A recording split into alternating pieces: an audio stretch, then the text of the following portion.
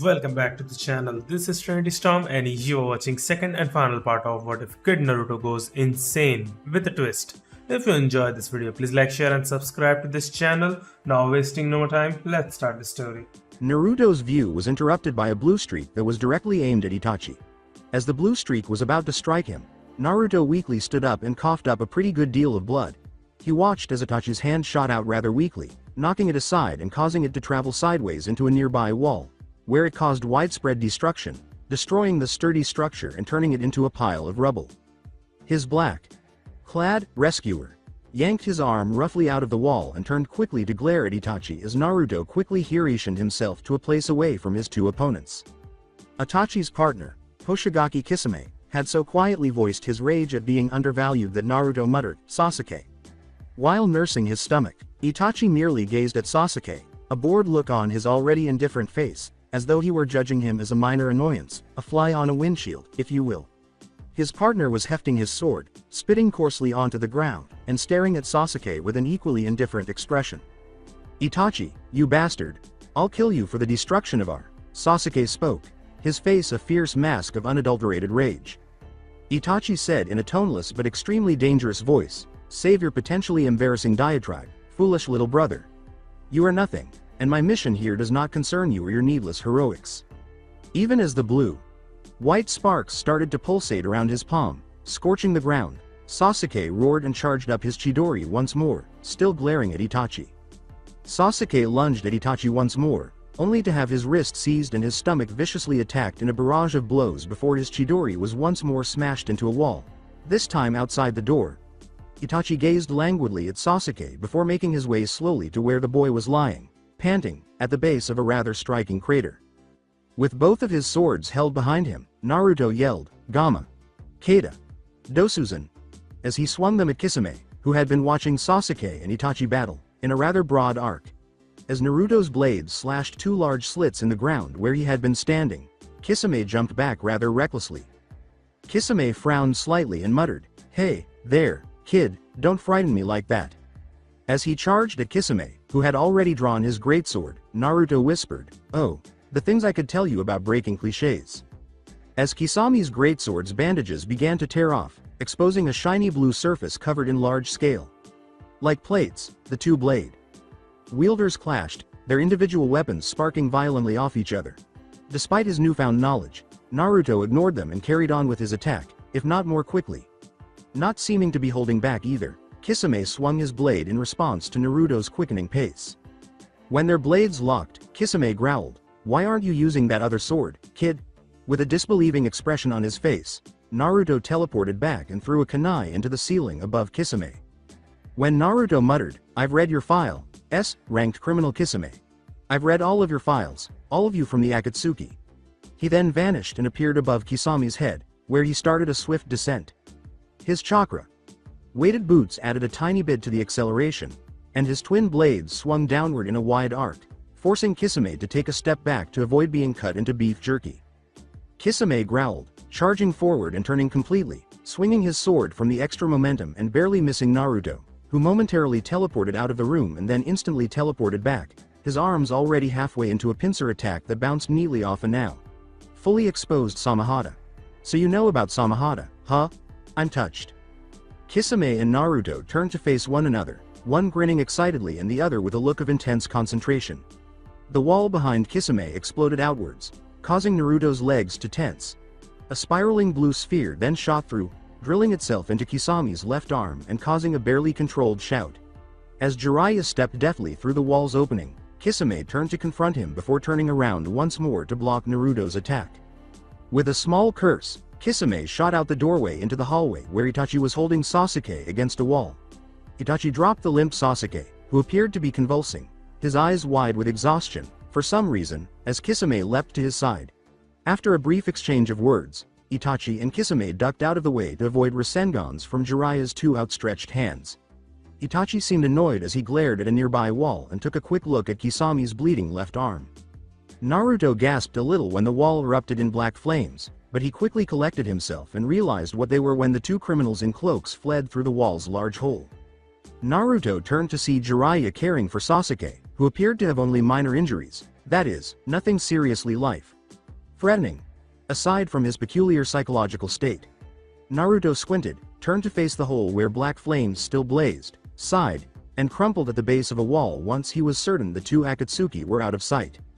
As Sasuke's body was placed on a stretcher and carried by 4 field medics who had just arrived from Konoha and a group of 6 Anbu, 5 of whom had gone in search of Itachi and Kisame, Naruto watched idly.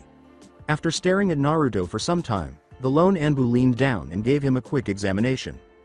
From within the Anbu's mask, a female voice said, "Well done, Naruto." Naruto exclaimed, "Yugo-san," with a faint but sincere smile on his tired face. To Naruto's grin, Azuki Yugo said, "Managed to hold off a S-ranked criminal, all on your own, huh?" Naruto paused and said, It was just luck. I'm sorry about Hayate-san." Yugo stiffened slightly. He died doing his job.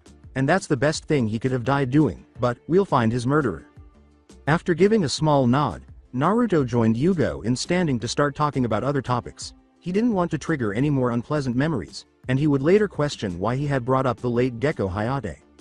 Naruto slept well the following day in a different hotel because the first one had been damaged and the High Council of Konoha had covered the astronomical cost of repairs. He and Jiraiya walked in a comparatively quiet manner, but this did not stop Jiraiya from talking about absurd topics, how Junko was misunderstood, and other such topics. Meanwhile, Naruto was focused on learning more about the Rasengan. According to some of the great medic ninja of Konoha, he should not have possessed the basic chakra control, which is why he had not even started to master the second step. The incident was the only part of Naruto's past that he could recall. It was dubbed situational amnesia. Would his other remember anything of it, Naruto wondered, given that it was situational? There were only 2 things he could recall. One of a dark-haired woman and a yellow-haired man talking to him, both of whose faces were inexplicably blurred out of his memory. He vaguely recalled their voices and the conversation they had been having with him, but he was unable to discern the content. However, they sounded desperate and spoke to each other in hurried tones, which could be a result of situational amnesia. There had been a disturbance, and Naruto vaguely recalled something that had happened at the time. Possibly a battle of some kind. However, he recalled being very young and pondered absently how he was able to recall so much. The second memory only included 2 large, glowing red eyes opening behind an iron gate and a bright red flash. Even though there had been some excellent rumbling conversation, it was all a blur. Before being stored away, Naruto had no recollection of the previous 5 or 6 years. Despite his suspicion that his other, who had been trapped in his subconscious for 2 years, would know more, he was not eager to meet him or allow anyone else to meet him. Naruto wondered why he was delving so deeply into topics that he hadn't thought about much over the previous 2 years. Perhaps it was the silence. Naruto stopped and glanced up at Jiraiya, who appeared to be staring into space and was unusually silent. He then returned his full focus to the balloon in his hand. Naruto rested on a comparatively large town, similar to the one where Itachi had approached him, after following the eye line of his temporary teacher. Jiraiya abruptly started lightly slapping his head. "She was here. For a spell, at least, but now I'd expect she's gone over to that next city, Wasa's place. The place with the big castle. Never really bothered to remember the geography." Rolling his eyes, Naruto trailed Jiraiya along a path that led out of the town. They remained in the wilderness for a few more days, Jiraiya doing nothing to assist Naruto, who made no progress at all in the Rasengan's second step. It was a fairly acceptable cycle, and despite his temptation, Naruto never sought advice on how to complete it. In fact, he had concluded that his attempts to learn it were pointless due to his basic lack of chakra control, but he persisted in trying anyway, if only to spare Jiraiya the guilt that he placed a lot of emphasis on, might come if he had learned nothing at all, and to give him the chance to improve his poor chakra control. On arriving in the city with the big castle, with Jiraiya, Naruto experienced a strange sense of relief. With his head turning quickly, Jiraiya remarked, "You'd expect there to be signs with the name of this town somewhere. Tanbaku, was it?" Naruto had paused his Rasengan practice to survey the area, which was clearly covered in history, from the large, deteriorating castle tower to the great stone walls. Naruto reflected. Crumbling. Indeed, the massive castle that had served as Jiraiya's sole recollection of the location was collapsing, and a peculiar shape that resembled a snake appeared in its wake. Naruto snarled. "Orochimaru," he muttered, trembling a little, as though he was furious. Jiraiya gave him a worried glance before turning to face the crumbling castle tower. By that time, the serpentine shape had undoubtedly vanished into the dense dust cloud, but it had undoubtedly existed. Ignorant of Jiraiya's abrupt exclamation to wait, and possibly unaware of anything else that might have happened besides his objective, Naruto started to run. As they became more frequent and, possibly, more frustrating to negotiate, Naruto bounded through the labyrinth of stone walls that comprised the castle's base, running swiftly up the hill where the castle was located and leaping up onto a wall as they appeared. Jiraiya, who appeared to be faster than he had appeared, joined him shortly after. As they got closer to the now dissipating dust cloud, they noticed two women standing there with their backs to Jiraiya and Naruto. Drawing both of his blades, Naruto skillfully landed behind the women and dashed into the cloud. This strategy, however, was unsuccessful because the snake and its collar, likely Orochimaru, had already made their getaway and were nowhere to be found. With a furious curse, Naruto slammed a wall against his side, causing a sizable dent in it. Soon after, Jiraiya and the two women made their way to Naruto's position, where his blades were now sheathed. His eyes were squinted to shield them from the sun's rays as he gazed angrily at the now setting sun. He turned, sensing Jiraiya behind him, and bowed sharply when he saw Jiraiya's female guests. With a faint edge still in his voice, possibly from the inconvenience of Orochimaru's escape, Naruto said, "It is an honor, Lady Tsunade." "Who's this guy, Jiraiya?" Tsunade inquired, glancing languidly at Naruto. "Just my new apprentice," Jiraiya said. Tsunade began, "It doesn't look nearly as nice as your last one, but then again." Naruto muttered in a chilly tone, "Lady, please, in all respects, do not judge me." The gathered group fell silent, with Tsunade glaring at Naruto and Naruto scanning the area intently, as though to see if Orochimaru had been hiding. To Tsunade's snort, Jiraiya said, "Let's go get a drink, then you can hear Konoha's request." Tsunade pointedly said, "You're buying." Naruto gazed at his image in his teacup as they sat around the table. They had been joking about various topics all the time, but none of them were significant or pertinent to the mission. Even Naruto had questioned why Jiraiya was so obviously attempting to buy time, or perhaps postpone the inevitable. All they intended to do was ask Tsunade to come back to Konoha and work as a field medic or a teacher for aspiring field medics. With a seemingly unbroken cup of sake, Jiraiya said, "On to my main point. The village of Konoha wants to appoint you." Naruto let out a long sigh. "Hokage."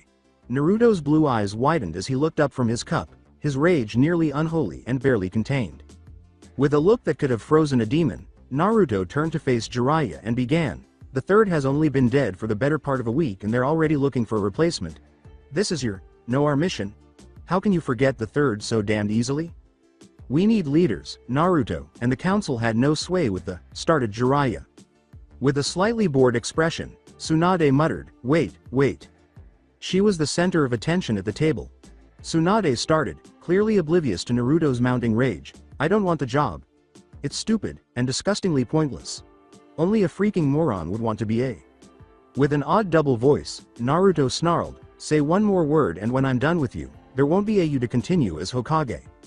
Tsunade abruptly found herself facing the tip of a glowing yellow blade and said, "Shut it, runt. Being Hokage is a thankless crap of a job." With a frighteningly composed voice, Naruto declared, "I will not lower myself to fighting a bar fight. You will fall outside." Jiraiya drew back from Naruto, not even daring to try to break up the duel, and Tsunade's companion, a pretty girl with black hair, swallowed anxiously. "Bring it, twit." Tsunade and Naruto were standing at opposite ends of a lonely street, Tsunade looking languidly at her opponent while Naruto held his raging sword. Tsunade's companion and Jiraiya watched with concern, though they were both a little afraid of Tsunade. The girl for his intense and cold desire to hurt her master, and Jiraiya for his skills. The battle started when Naruto calmly threw out a kunai, and he watched with laughter as Tsunade caught it and opened her mouth to start speaking in opposition to his efforts. When Naruto materialized directly in front of Tsunade, his blade already in the middle of a downward falling slash, her eyes widened. Tsunade jumped out of the way, dropping Naruto's kunai like a sickness. She started to ask, "Hiraishin? Who taught him?" but gasped a little when Naruto reappeared in front of her, his blade thrusting forward and piercing Tsunade's right arm. She let out a cry and struck Naruto with a powerful slam, causing the building's entrance, where Naruto had landed, to crack and eventually collapse. As the Rasengan blade's aftereffects, electricity pulsing throughout the body, began to manifest, Tsunade let out a cry. Tsunade pulled out the blade and dropped Naruto's Rasen while leaning against a wall for support. She didn't notice him running around the area, and she stopped a little at different spots. Soon after, Naruto emerged beside his downed Rasen, picked it up, and spun around, executing a spectacular sideways sweep that Tsunade barely avoided. He abruptly appeared at a location quite distant from Tsunade after teleporting away. No, he whimpered, abruptly holding his head. Dropping his Rasen, he supported himself by leaning against a building. With his left hand slowly reaching for the pouch that likely contained the cure for his illness, he collapsed to his knees and started muttering to himself. Tsunade's companion and Jiraiya shifted uneasily as he swiftly snatched up a syringe and inserted it into the side of his neck, forcing it all the way in with a tiny squeak. As Naruto fought to catch his breath, Tsunade had started to approach him while carrying his abandoned Rasen. She took him by the neck and whispered, "Flufenazine? Then you must be." However, Naruto's eyes suddenly opened, and the first signs of a Rasengan, an excessive release of energy, started in his right hand. Sadly, that was where it ended. Naruto was knocked clear across the area and Tsunade was knocked into a nearby tree as the discharge rocked them both apart. Rasengan. 2. Jiraiya, you need to, Tsunade snarled, eyeing a trembling Jiraiya aggressively. Despite the fact that Naruto had only been hit once, Tsunade moved slowly to where he lay, his condition inexplicably worse. With her teeth clenched, Tsunade dropped the Rasen onto Naruto's lap and muttered, "I told you. I don't want this job." Tsunade walked slowly away, and her companion followed her right away. Naruto staggered a little as he suddenly teleported in front of Tsunade. "You disrespected the Hokage name, you," Naruto uttered, straining to stay upright. Though her face had softened a little, Tsunade said, "Yeah, so what?" as she applied pressure to the wound on her arm and started to mend it. "The third was a Hokage. You disrespect him, and your grandfather. Do you deserve that?" Naruto concluded, weakly gesturing to the necklace that hung at Tsunade's neck. Tsunade gave a small growl and was about to punch Naruto, but she stopped abruptly and instead glared at him, who was nearly on his knees. Tsunade's smile was a mask of well-managed rage. "Okay, if you can demonstrate that you're not disrespecting the Hokage either, master the Rasengan in a week, and I'll give you this necklace and become the Hokage, with you as my successor," she said. Naruto started to say, "That has nothing to do with the Hokage," but his voice broke as he fell to the ground. His final image that he saw before he passed out was the green necklace that he had wagered nothing against but was still wagering on. "I didn't ask for anything." Naruto was lying still when he woke up to a bright light coming in from a window across from him. Slowly scanning his surroundings, Naruto saw Tsunade's apprentice dozing off in a chair beside his bed. Slowly, Naruto rubbed his neck, possibly searching for the remains of a hole. None existed. Naruto then started to examine himself, observing that, like a hospital patient, he had changed into loose-fitting pajamas. Looking around, Naruto noticed a clock and deduced that it was 10 o'clock. Additionally, he noticed that it had been a week since he had been awake on a calendar, which he noted with some distaste. Idly pondering Tsunade's wager, Naruto sighed a little as he realized what a fool he had become. Beside him, Tsunade's apprentice woke up with a start, shaking her head and taking a quick glance around. Her eyes widened as she looked at Naruto, then at the clock, and finally at a bed that appeared to be ruffled to her right. She started to quickly get up and leave the room. When Naruto looked around, he saw that he was in a hotel room because there were 2 keys on the bedside table. Naruto stood up slowly and saw that his equipment and clothes were arranged neatly on a nearby chair. Naruto anticipated that eventually the consequences of having his clothes taken off by someone else would set in. Abruptly, Tsunade's companion, assistant, returned to the room. As Naruto started to change, she turned quickly and fussed around a little. Naruto heard the sound of a curtain being moved as she entered the restroom. Naruto calmly noted that his clothes smelled cleaner as he quickly put them on and also noticed that his own scent was cleaner. He hadn't yet considered the ramifications of that either, but he would eventually. When Naruto calmly entered the restroom, Tsunade's apprentice nearly knocked him down. "I think she's going to follow through on the deal that Orochimaru made with Tsunade to heal his cursed arms," she exclaimed, her face looking desperate. Tensing up, Naruto turned quickly, snatched up his 3 weapons and a few kunai, and bounded out the window. Orochimaru would cover the cost, and if Tsunade was conspiring with him. Naruto grinds his teeth together, she would then pass away. Orochimaru's head on a silver platter and the demise of those who had been supporting him in his activities were Naruto's sole objectives. That seemed like a just reward for the hundreds of people killed for his obscene experiments and for the deaths of 2 Kages, including Naruto's best friend. He had not even been informed of the target's location, but his eyes were fixed on it, glaring relentlessly straight ahead. It might have been revealed by the large, 2-headed snake in the distance. Even as Naruto got closer to the battlefield, his pace never slowed. Naruto found himself very close to the great snake now, so close that he noticed that everyone's eyes, including the great beasts, were on him. The snake, which surely belonged to Orochimaru, appeared to be writhing in a large murky pool of mud, unable to move itself out. Maybe because he had killed a snake before, the snake seemed to hiss in some kind of twisted remembrance. One of the 2 figures leapt off one of the snake's heads and landed somewhere behind Naruto, who scowled. Naruto didn't bother scanning the area because he had already seen the newcomer, and while it was somewhat unexpected, it wasn't a major revelation. The slight heat of a chakra blade on the front of Naruto's neck caused him to sigh slowly. Naruto abruptly stepped back, grabbed Kabuto's wrist, and slammed his palm into his elbow, flipping him over and onto the grass-covered plain. Yakushi Kabuto, your consorting with Orochimaru will bring you nowhere. Slowly, Naruto glanced up and saw that the snake and the other 2 beasts had started fighting. Naruto glanced down once more and released Kabuto, who was tucked away in the shade when he turned around and ran towards a rock, swerving neatly behind it. Kabuto swore and leapt away, Naruto not far behind. Just as Kabuto's kunai flashed in front of him, Naruto leapt forward, grabbed his shoulder, and kicked quickly away. With a sly smile, Naruto teleported in front of Kabuto, spinning in midair and kicking him powerfully, likely breaking a rib or 2 and sending Kabuto flying. After a skillful somersault and landing close to Kabuto's expected landing spot, Naruto subjected him to another roundhouse, sending him flying into a rock.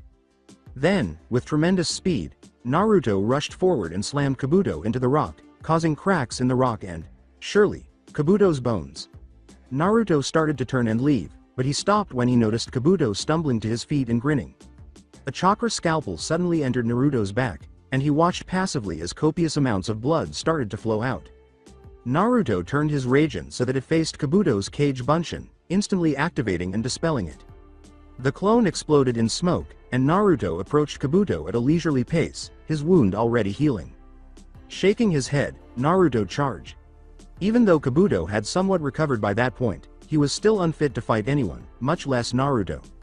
Although Naruto's Rasengan failed to strike any vital points, he used 2 skillful swipes to render Kabuto's arms useless, primarily due to the fact that they were missing fingers.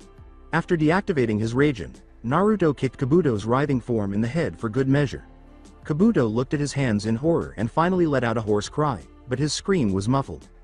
Naruto looked at the 3 fighting Sannin and saw that Jiraiya was using slow fighting techniques and that the jutsu she occasionally used appeared to be of poor quality. Was a hangover plaguing the man? Soon after, Orochimaru gained the upper hand and violently kicked Jiraiya in the ribs, pushing him away and kicking him in the stomach. He then grabbed him by the neck with his long tongue and threw him close to the swampy area, probably so the snakes could eat him.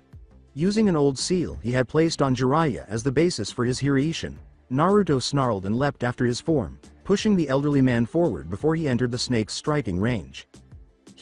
Thanks, Naruto, Jiraiya announced as he stumbled slowly to his feet. Naruto ignored Jiraiya's abrupt cry of, "Wait," and simply nodded before charging in Orochimaru's direction. Based on an ancient seal that had been applied to Tsunade during their battle, Naruto snarled and teleported in the direction of the 2 surviving Sannin. He materialized beside her and, using his Rasengan, initiated a fierce sword fight with Orochimaru's Kusanagi, which he appeared to be using his tongue to control. Tsunade was only able to watch in amazement as Naruto repelled the Sannin, adding the occasional kick to his attack routine. He nearly scored a few hits before Orochimaru abruptly sidestepped and leapt aside, barely avoiding Naruto's blade, and then disarmed Naruto with a flick of his sword, leaving an enormous gash on Naruto's wrist. Orochimaru lunged forward, leaping aside as Naruto's healing factor took effect, halting the bleeding and essentially curing the wound. Naruto cursed. With his blade flashing in the sunlight, Orochimaru fell and rolled, whirling and spinning. Until he was eventually given a chance, Naruto could only avoid, lacking any chances to try anything. He doubled Orochimaru over by grabbing his tongue, pulling him in, and kicking him in the stomach. As though in retaliation, Naruto punched Orochimaru in the face while slapping him hard in the stomach once more. However, Orochimaru's tongue suddenly coiled around Naruto like a python. and even though he was unable to use his sword, Naruto would probably be killed by the constrictions of his tongue. The only free part was Naruto's now healed right hand. As images of his life flashed by, Naruto accepted his fate to some extent. Naruto's eyes suddenly widened when he saw the image of Sakura being flung into a tree. He saw the third smiling face as he relinquished the ghost and died at the hands of this very villain, followed by the murderous intent that Orochimaru had displayed during their first encounter. Suddenly, Naruto started to gather energy in his right hand and used sheer willpower to concentrate it into a spherical shape. Orochimaru became aware of what was happening, and his eyes grew wide. Tsunade, supported by her recently arrived apprentice, and Jiraiya, who were both staggering towards the scene, could only watch in awe as Naruto's hand produced a blue sphere that somehow contained a spiraling mass of chakra. As the sphere continued to form and eventually started to glow a vivid blue, Orochimaru tried to hold Naruto tighter but to no avail. Naruto's left hand exploded out of his tongue prison and grabbed Orochimaru's neck, tightening just as Orochimaru's tongue had tightened on his own body. Orochimaru gasped as he felt his tongue being pushed off and gagged a little. Naruto's Rasengan exploded in Orochimaru's stomach, causing him to struggle in vain as his tongue relaxed. The power of a million tornadoes rushed into Orochimaru's stomach, tearing it to pieces scorched by the heat of the chakra and hurling him backwards, exposing the ground beneath him and sending him crashing into a nearby boulder that broke as a result of the impact. Orochimaru gasped sharply as he realized that he now had a huge, gaping hole in his stomach. With a small smirk, Naruto stood at the edge of a fissure in the ground and peered around. As the Orochimaru with the gaping hole turned to mud, Naruto walked over to his sword and picked it up, shouting, "Where are you, you freaking bastard? Twit." Orochimaru emerged from the ground and remarked, "Ha ha ha ha. Very impressive, Naruto. I do wonder how you mastered that technique, but then again, you are his son." Naruto snarled, but he stopped abruptly when he felt the Kusanagi pierce his back. He turned, but it left his body through a cut from his wound, causing a large amount of blood to flow. Naruto was left gasping and drowning in his own blood as Orochimaru twisted his blade into his heart. He had a dim awareness of his healing factor activating, the sword being violently taken away, and a dim vision of Orochimaru being shoved aside, but it was too late. He had failed, and now he was dying. How could he have been so easily duped by a two-cage Bunshin trick? An ethereal voice inside his head said, "Wake up. Is that you?" asked Naruto, who could only make out a dim glow.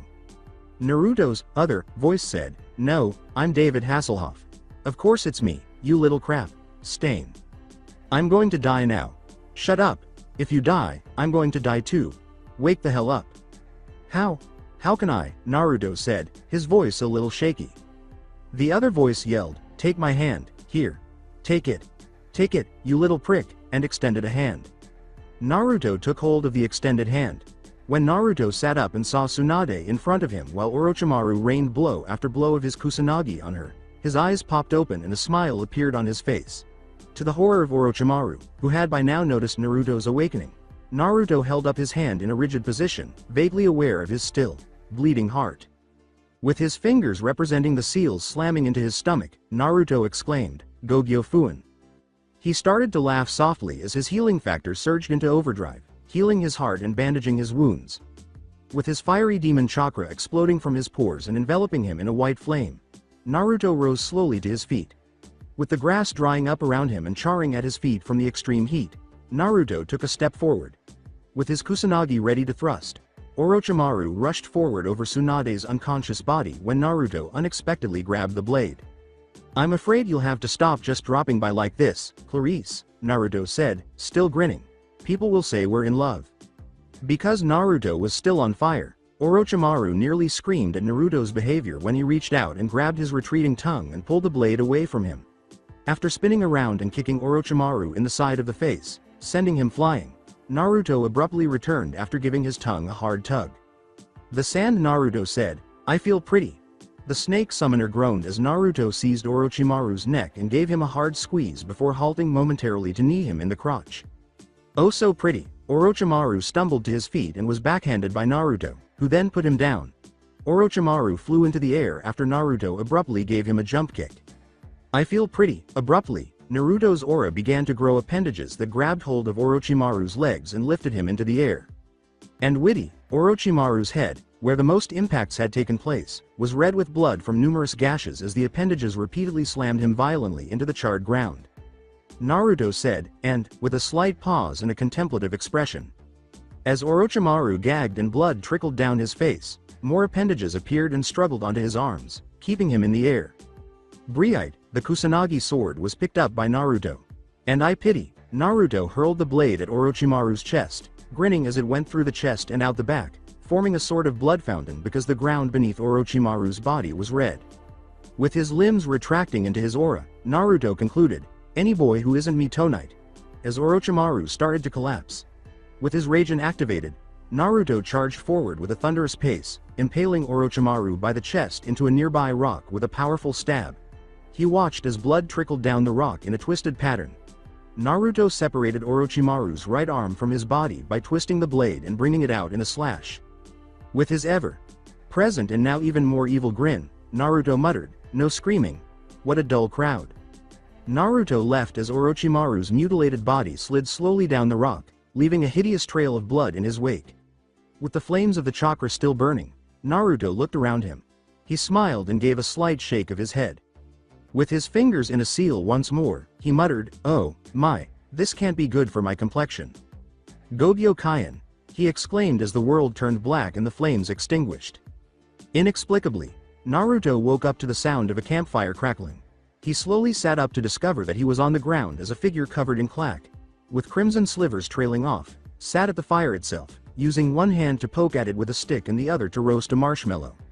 He sat motionless on a log while Naruto got up and shakily started to approach. The figure abruptly threw his stick into the fire and took a large chunk out of his marshmallow, saying, I was like Chuck Norris on Prozac.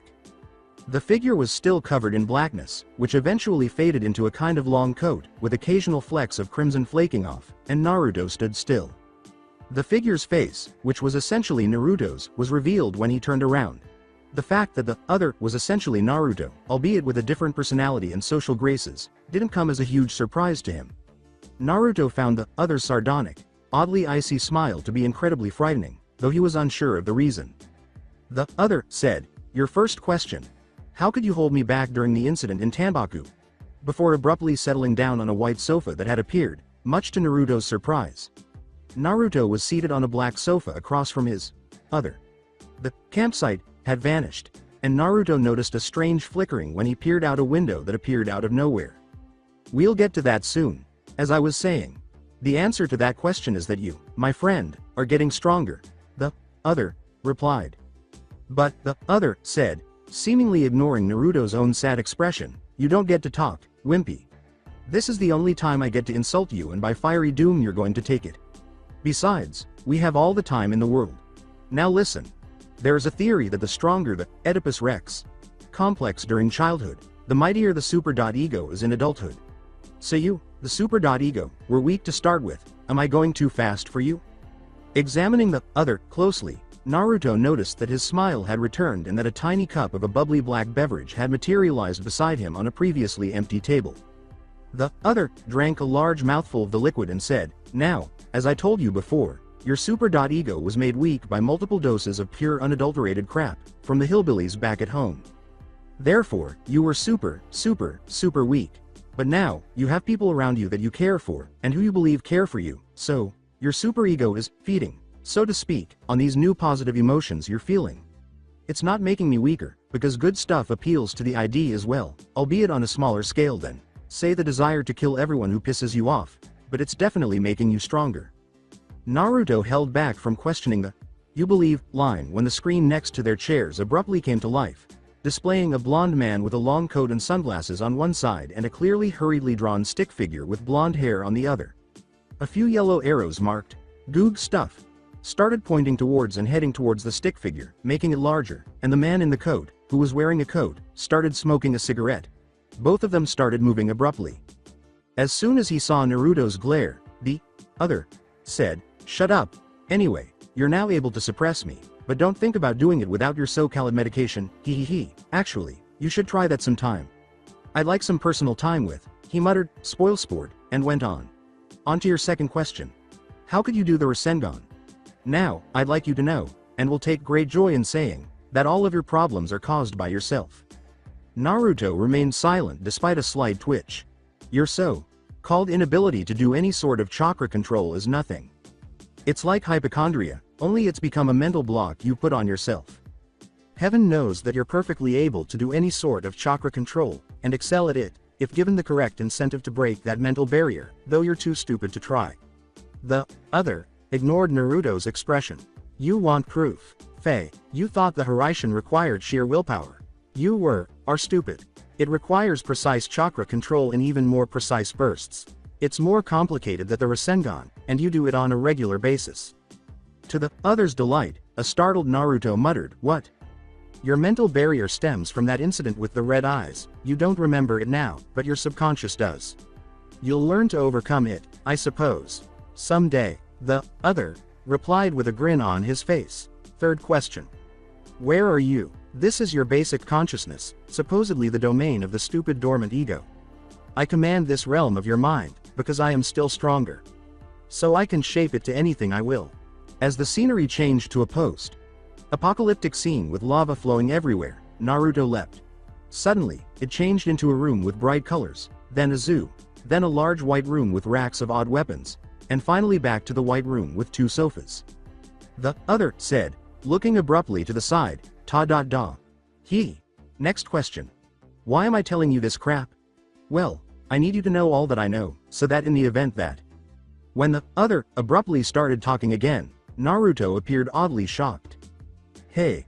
I'm beginning to enjoy control of this screwy place, but I'll still be coming out when I can. I'm turning a deadly pale pallor, and it can't be a good sign, especially for my sex life, if you ever get one. I mean. Heh. The other murmured, smirking as, well, it's been fun. Now, I've got to be getting back to my reading. Perverto's literature is actually quite fascinating. Naruto's eyes opened as a brilliant white flash filled the room, preventing him from questioning how he had obtained one of Jiraiya's books.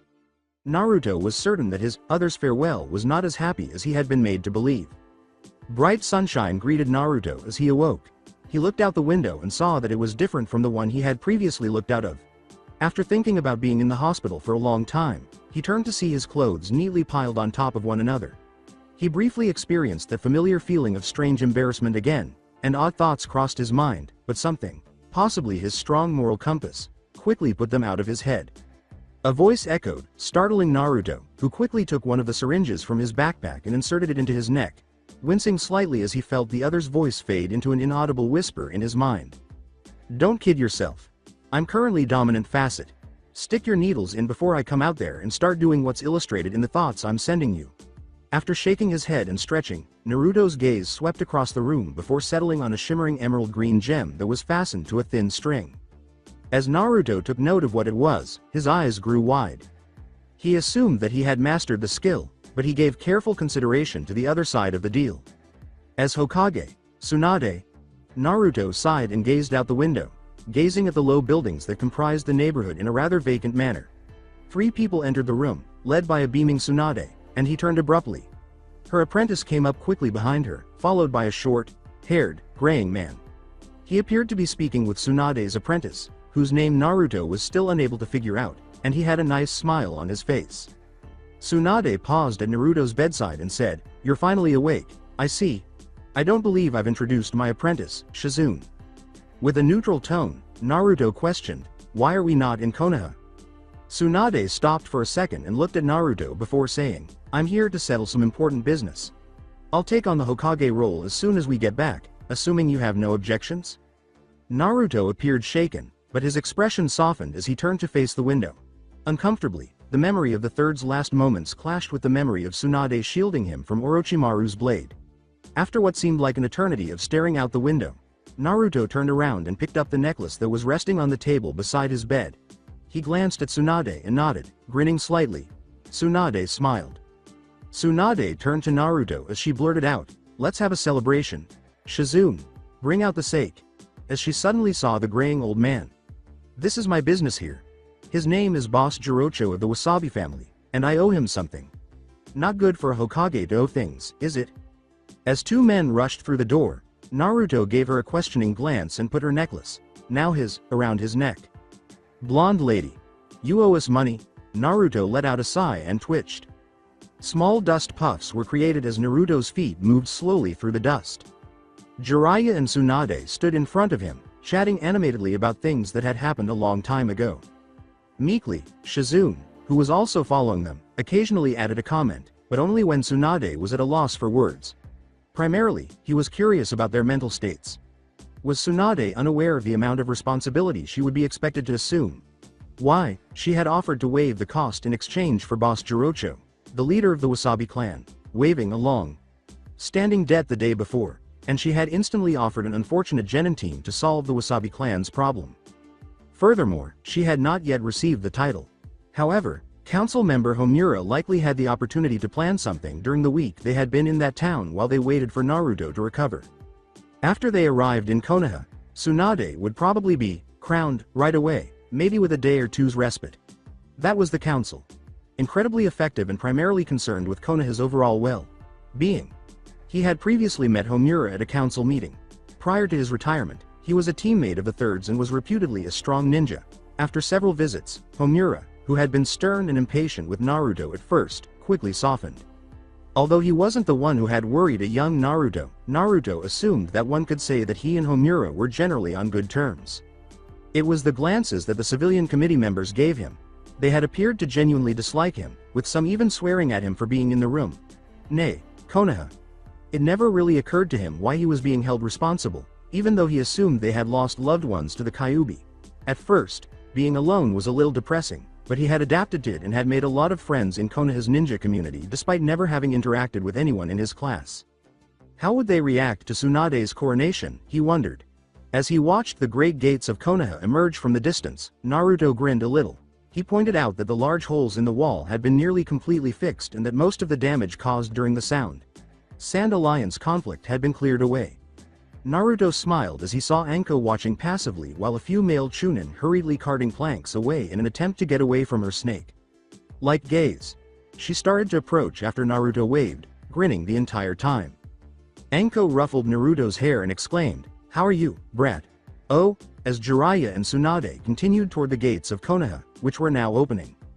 After a moment of silence, Naruto said, "I'm alright," and then gestured to Tsunade's vanishing form. "She's been elected Hokage." As he watched thoughtfully, Anko remarked, "Yes, we know. The council's been advertising the coronation, 2 days from now." Then she turned to smile at Naruto. "I'll talk to you later, okay? I'm on duty today, looking after those builders, hee." Anko turned quickly and marched away, yelling commands at the unfortunate chunin who had allegedly slowed their pace while she was away. After shaking his head, Naruto made his way to the gates. Naruto entered to roaring cheers, not for him, specifically, but for Tsunade, who was encircled by sizable crowds of people, grinning and clearly assuming her role as a friend of the people. The villagers clearly supported Tsunade's future as Hokage, and the majority of them probably did not want to see the Kyuubi brat. During this time of celebration, Naruto grinned and left her to the crowd. As he walked away, Naruto made the decision to spend the next few days at home. Wouldn't it be wise to bring them such a damper at such a celebration? He appeared to be largely resigned and apathetic, possibly to a fate he had predetermined for himself. Naruto didn't recall any festivities because he had chosen to remain inside, while the villagers had set off fireworks, danced, and consumed alcohol to celebrate their holidays. With crime rates skyrocketing during the holidays and rapes and other forms of violence, including by the occasional ninja, occurring on a regular basis, it was truly puzzling that these normally peaceful people, happy with their dull, uneventful lives, would spend the anniversaries of such significant events in such vile social debauchery. The defeat of the Kyuubi, the greatest of the 9 demons and the destroyer of many, was more celebrated than any other holiday. Holidays were typically centered around significant events in the village's history, such as its founding or the conclusion of the First or Second Great Ninja Wars. Additionally, Naruto was born on this day, which, now that he considered it, likely made him a strong contender to hold the Kyuubi. Additionally, it made him more of a bête noire than others during that event. At one point, a fairly sizable crowd had gathered outside the apartment and demanded that he be taken out and killed in front of them. He had mentioned that the majority of the crowd was drunk, but the alcohol had only made their intentions clear. Eventually, a few Anbu and a group of special Junin put an end to it. However, the building had sustained some damage, and if it was to be repaired at all, a large portion of it, particularly the holes in the graffiti, had not yet been fixed. However, since the building was already as dilapidated as they could make it and new mobs appeared every year, repairing the damage would be inevitable. Naruto stopped and looked up at the building's front, assessing the damage. His gaze strayed to the obscenely painted words, and he slowly ascended to his apartment, feeling grateful for the structure despite its damage. For so long, it had been his only stronghold, and he had probably had the most fun of his life there. But then again, he had little recollection of it. Naruto looked at his pack, which was now in a quiet corner of the room, while he leaned back on his overstuffed sofa. He approached it and took out a little pile of papers. He had been told about Orochimaru's death from excessive blood loss, the autopsy, and the subsequent retrieval. According to the report, it had uncovered a lot of information. First of all, Naruto pointed out that even though Orochimaru had a man's appearance, his skeletal structure, basic biological makeup, and chromosomes showed that he was a woman. The report on Orochimaru's genitalia, or lack thereof, depending on the final report, was not viewed by Naruto. As he turned the pages, he took note of the side notes that discussed Orochimaru's body switching technique, which gave him a perverted kind of immortality that, when paired with skin grafting and cosmetic surgery, made his opponents feel as though they were fighting an unbeatable foe. Although Naruto found it odd that Orochimaru had somehow persuaded another living being to be his host, that could have explained Orochimaru's feminine features. Naruto scowled in rage at the many indignities that had been covered in a 3-page section that listed Orochimaru's most egregious transgressions. They included kidnapping, unlawful genetic testing, massacres, invasions of privacy, and 2,500 distinct murder cases. After tossing the pile of papers onto a nearby coffee table and giving himself a little temple massage, Naruto got up and went into his kitchen to make dinner. He abruptly stopped when a loud knocking sound came from his door. With a sigh, Naruto went to the door and angled it open so he could see Uchiha Sasuke's onyx-colored eyes directly. When Naruto turned to face the boy behind him, he saw a rather giddy Sakura who had clearly been invited by her idol. As Sasuke and Sakura entered, Naruto stood aside, sighed, closed his eyes, and opened the door wide while simultaneously smoothly arranging his 3 locks. Naruto quickly shut and latched the door, went back to his kitchen, and came out a few minutes later holding a sandwich. After a moment, he turned to face his 2 standing teammates, went to his chair, and sat down. After examining them, Naruto said, "Please sit." Sasuke sat down on the chair across from Naruto's and asked, "Did you have anything to do with Orochimaru's arrest?" Naruto gave a small shrug. "Answer me, damn you," the Uchiha snarled, frowning irritably. After taking a big bite out of his sandwich, Naruto looked at Sakura, who was seated in a nearby chair, and then at the Uchiha. Naruto asked in a somewhat cold and indifferent tone, "Is that why you came here?" With a furious expression on his face, the Uchiha muttered, "So what if I did?" Naruto gave a snort. While munching on his sandwich, Naruto muttered, "Wasted your trip. Jiraiya and our future Hokage did it." Sasuke gave Naruto a weird look. He uttered the words, "Don't you lie to us," in a dangerous tone. Gazing languidly back at an enraged Sasuke, Naruto said, "You don't believe I did it, either, otherwise you wouldn't even dare to take that ridiculous tone with me." With a harump, Sasuke got up and headed for the door.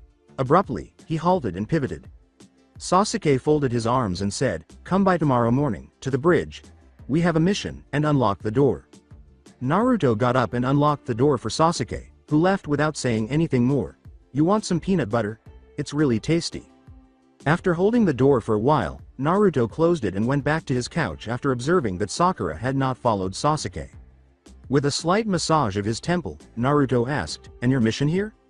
Sakura asked with a hint of hurt on her face, "Why are you acting so cold?" "I'm not acting cold," Naruto said thoughtfully. Sakura met Naruto's face directly and said, "You are. Have I done anything?" With an unconscious shift in his seat, Naruto said, "No, Sakura, you have not. Now do you need something?" before continuing.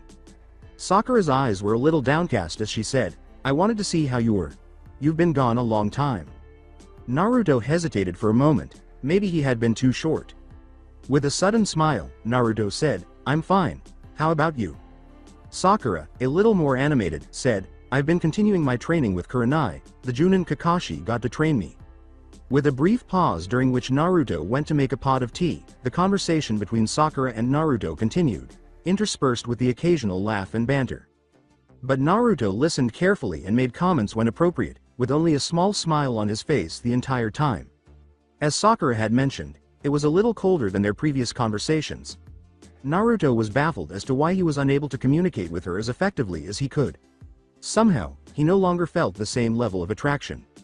Naruto wondered hazily why he no longer enjoyed their conversations. He had a strong feeling in the back of his mind that he should not think of Sakura as anything other than a lovely woman and a great friend. The other had sowed feelings of lust and embarrassment in his mind, but they were no longer there, and they had little to no effect on him. Sakura joked about a rumor that Tsunade's illusion jutsu had previously failed in a public setting before leaving Naruto to reflect on the events that had just transpired. This brought their conversation to a lighthearted conclusion. After a restful night, Naruto woke up the following day feeling somewhat rejuvenated. He hefted his backpack, which was now filled with new clothes and gear, and got ready once more. He had been fortunate enough to have his clothes washed while he was unconscious, most likely at Tsunade's or her assistant's request. Naruto was a little relieved that Tsunade had selected his team to deal with the Wasabi incident because it was the only mission that could be carried out, and Tsunade had organized it herself. Naruto fingered his green necklace and sighed. Somehow, so soon after the death of the third, he couldn't bear to see someone else crowned Hokage. It would take some getting used to, but he had accepted it, if that's what it was. With yet another sigh, Naruto turned his key to a gratifying click, and left his apartment, shutting the door behind him. Gazing up at them with a sense of unease, Naruto met his teammates at the gates of Konoha. He had barely spent a day at home before departing once more. Since this mission was free, they weren't even getting paid. Naruto gave Sakura and Sasuke separate glances. It's clear that they were unaware of that minor detail. Sasuke, who was as usual ignoring her in favor of a nearby tree or rock, was listening to Sakura's happy conversation. Kakashi was actually on time, but he was sleeping in a rather shaded tree, Naruto observed as he looked around. However, this might be the daily occurrence. With a slight frown on his face, Naruto eyed the tree and said, "Kakashi, I can see you." Naruto's claim was validated by a rustle in the branches, and Kakashi, with a tiny green leaf oddly protruding from his hair, leapt to the ground and landed skillfully at the base of the tree. His trademark mask pulled tight over his mouth and one exposed eye half closed. Kakashi skillfully dismissed the menacing glares that Sakura and Sasuke were now giving him. Kakashi muttered, hey, go easy on me. It's supposed to be a holiday. I don't need or want to be up, but the new Hokage's orders are law, I suppose," before yawning.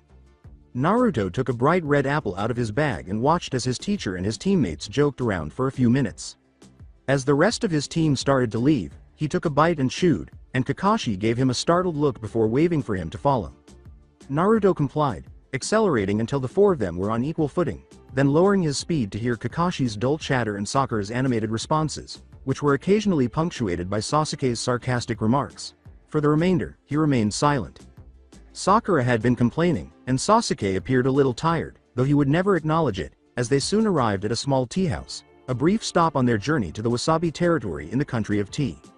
After entering the tea house, they sat down around the table and placed their packs and equipment on the sides. They placed their food order after a kind elderly woman approached. Since he had only enjoyed fruits since being freed from the White Room, Naruto abstained when he discovered that they only served desserts. Perhaps because of some past trauma he was unable to recall. While Kakashi tittered, his gaze still focused on his novel, Sakura was actively conversing with a bored looking Sasuke. Naruto glanced around the room and saw a cloaked figure seated at a table on the other side. As he passed the windows, the figure's shadow created a menacing silhouette as he slowly rose and started to approach their table. Unfazed, Naruto sat quietly while continuing to observe the figure. A young man's face was revealed as the figure approached and said, "Hello, beautiful." Sakura looked up and appeared irritated when he smiled at her. After calmly reaching the hilt of his Rasengan, Naruto's hand withdrew, leaving him to question why it had gone there in the first place. Waving him away, Sakura remarked, "Get lost, creep." With a slight frown, the stranger glanced around the table before turning back to Sakura. The Rasengan was leveled to his eyes when he said, "Hey, why don't you dump these creeps?" and he stopped. Naruto said in a terrifyingly icy and menacing tone, "Refrain from insisting on anything, lest I insist on your extermination." The man appeared intent on Naruto's weapon, but this seemed to deter him. While Sasuke just sipped his tea, Kakashi had since looked up from his novel and appeared prepared to stop anything from happening. Sakura had a worried expression on her face as she glanced back and forth between Naruto and the man. The young man continued to eye the Rasengan and asked, "Where did you get that weapon?" With his voice still low, Naruto said, That is my affair, and not yours, now get lost. Where did you get that weapon? The young man exclaimed, his voice growing louder. Naruto stood and withdrew his blade, saying, leave us or prepare to duel. A thick silence fell, and the young man appeared to awaken from a daze of some kind, shaking his head and grinning broadly once more. He said, "Ahaha, right, see you," and left through the door. Just as the elderly woman appeared with a worried expression on her face, Naruto took a seat once more. She put down her tray and handed out the food, saying, "It's not nice to fight with friends." "He was not our friend," Sasuke said, causing the elderly woman to look surprised.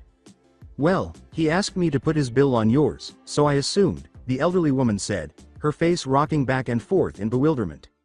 Sakura and Kakashi were right behind Sasuke and Naruto, who had already left the door. Much of the desserts had been eaten, and there was a little stack of bills on the table. The elderly woman shrugged and shook her head. All of these ninja types were insane.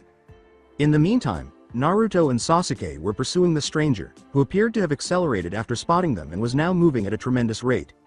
Not to be caught off guard, Naruto also accelerated, and Sasuke did the same shortly after, though neither could possibly keep up with the stranger's speed. As soon as the escapee was reduced to a huge smoke plume in the distance, they fell far behind. "Don't worry," Naruto said softly as Sakura and Kakashi caught up, holding the team's bags. "We failed to catch him, damn it," Sasuke swore ferociously. Naruto turned and nodded to his teammates before starting to move forward once more, soon followed by those teammates. He had the Wasabi symbol on his coat. "We'll be seeing more of him, I think," Naruto said. After the adventurous group's less than incredible encounter with the enigmatic stranger, the road had not been kind to them. They had experienced 2 pit traps, 3 landslides, and dog attacks, the latter of which was clearly man-made. Though he had clearly seen the traps, Kakashi, ever the severe disciplinarian, never really warned them about any of them. Indeed, he was a brilliant and remarkable teacher in both appearance and intellect. In fact, his one eve alone could induce a ritual of joyous sighing in millions of unfortunate women. He was, in fact, a demigod among mortals, a man among men, and a teacher among teachers.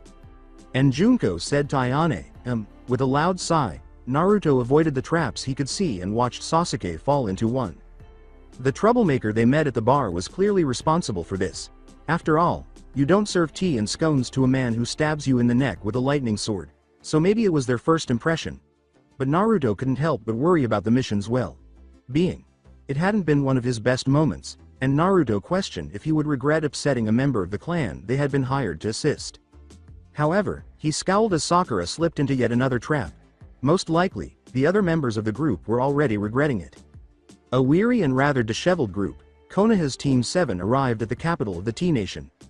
Everyone, with the exception of Kakashi, who had obviously delighted in using his ninja abilities. Yes, indeed. As well as his subordinates' exercise.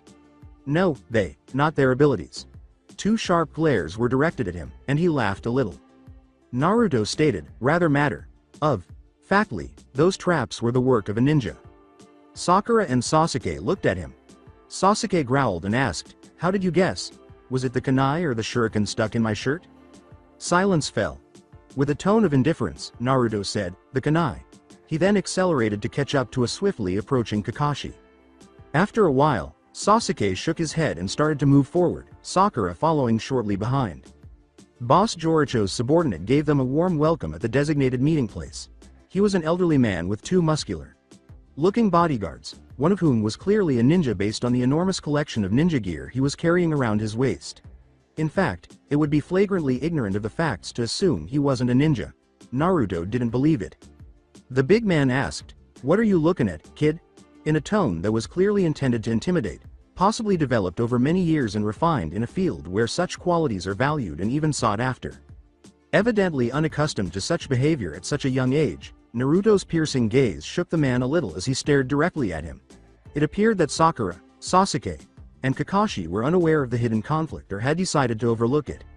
They conversed with the representative, and Sasuke was frowning at random walls that, in his imagination, might have resembled his brother, as everything did when he was feeling that way. To an odd sigh from the bodyguard and odd glances from his teammates, Naruto abruptly said, "Nice equipment." The tension quickly subsided, and the bodyguard started to laugh rather awkwardly. However, it quickly became less awkward when Naruto joined in, causing eyebrows to raise and heads to scratch. The Wasabi vassal laughed a little and said, "Marvelous. It's good to see that we're all getting along." A young woman in a kimono was waiting for him when he turned back to the hallway. "Get some of that juice for the guests." "Juice?" Sakura inquired. Kakashi became alert at this point. It's an ambiguous term for sake here. "Don't worry, you can ignore the age limit for a night, can't you?" He yelled, "I will not have you corrupting these children with your cheap booze." To the vassal's surprise, it had better be top quality. Silence fell. Then the laughter began. All night long, Naruto remained awake. Unlike the others, he had chosen tea and, with a self-control that bordered on vice, had abstained from all alcoholic beverages. For want of a better term, Sakura and Sasuke were intoxicated. In their inebriated stupor, Naruto's two unfortunate teammates tossed and turned until they finally clung to the closest object they could find. That is, each other. After Team 7 was assigned a single room with 3 cozy mats spread out for them, you see, and placed fairly close to one another. To be sure, this would be a funny sight in the morning. Naruto cautiously peered at the indication of movement outside their door. A silhouette caught his attention as it moved slowly toward the door. To get out of the nighttime visitors' line of sight, Naruto slowly stood up and slid behind the door. Naruto saw the smallest outline of a head peeking through the door as it slowly slid open. A cloaked figure entered through the door as it opened further, clearly oblivious to Naruto. Naruto glanced at the two figures and heard a sharp intake of breath followed by the faintest of giggles. Were they acquainted with this man? Naruto abruptly said, "Fun's over. State your name and purpose."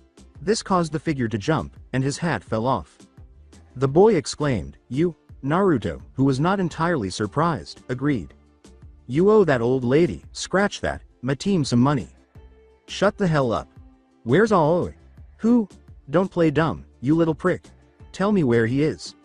"I don't know what you're talking about, and I don't feel like obliging to anything with you and your little insults," Naruto grumbled. The stranger lunged, his hands aiming for Naruto's neck as he gave a small growl.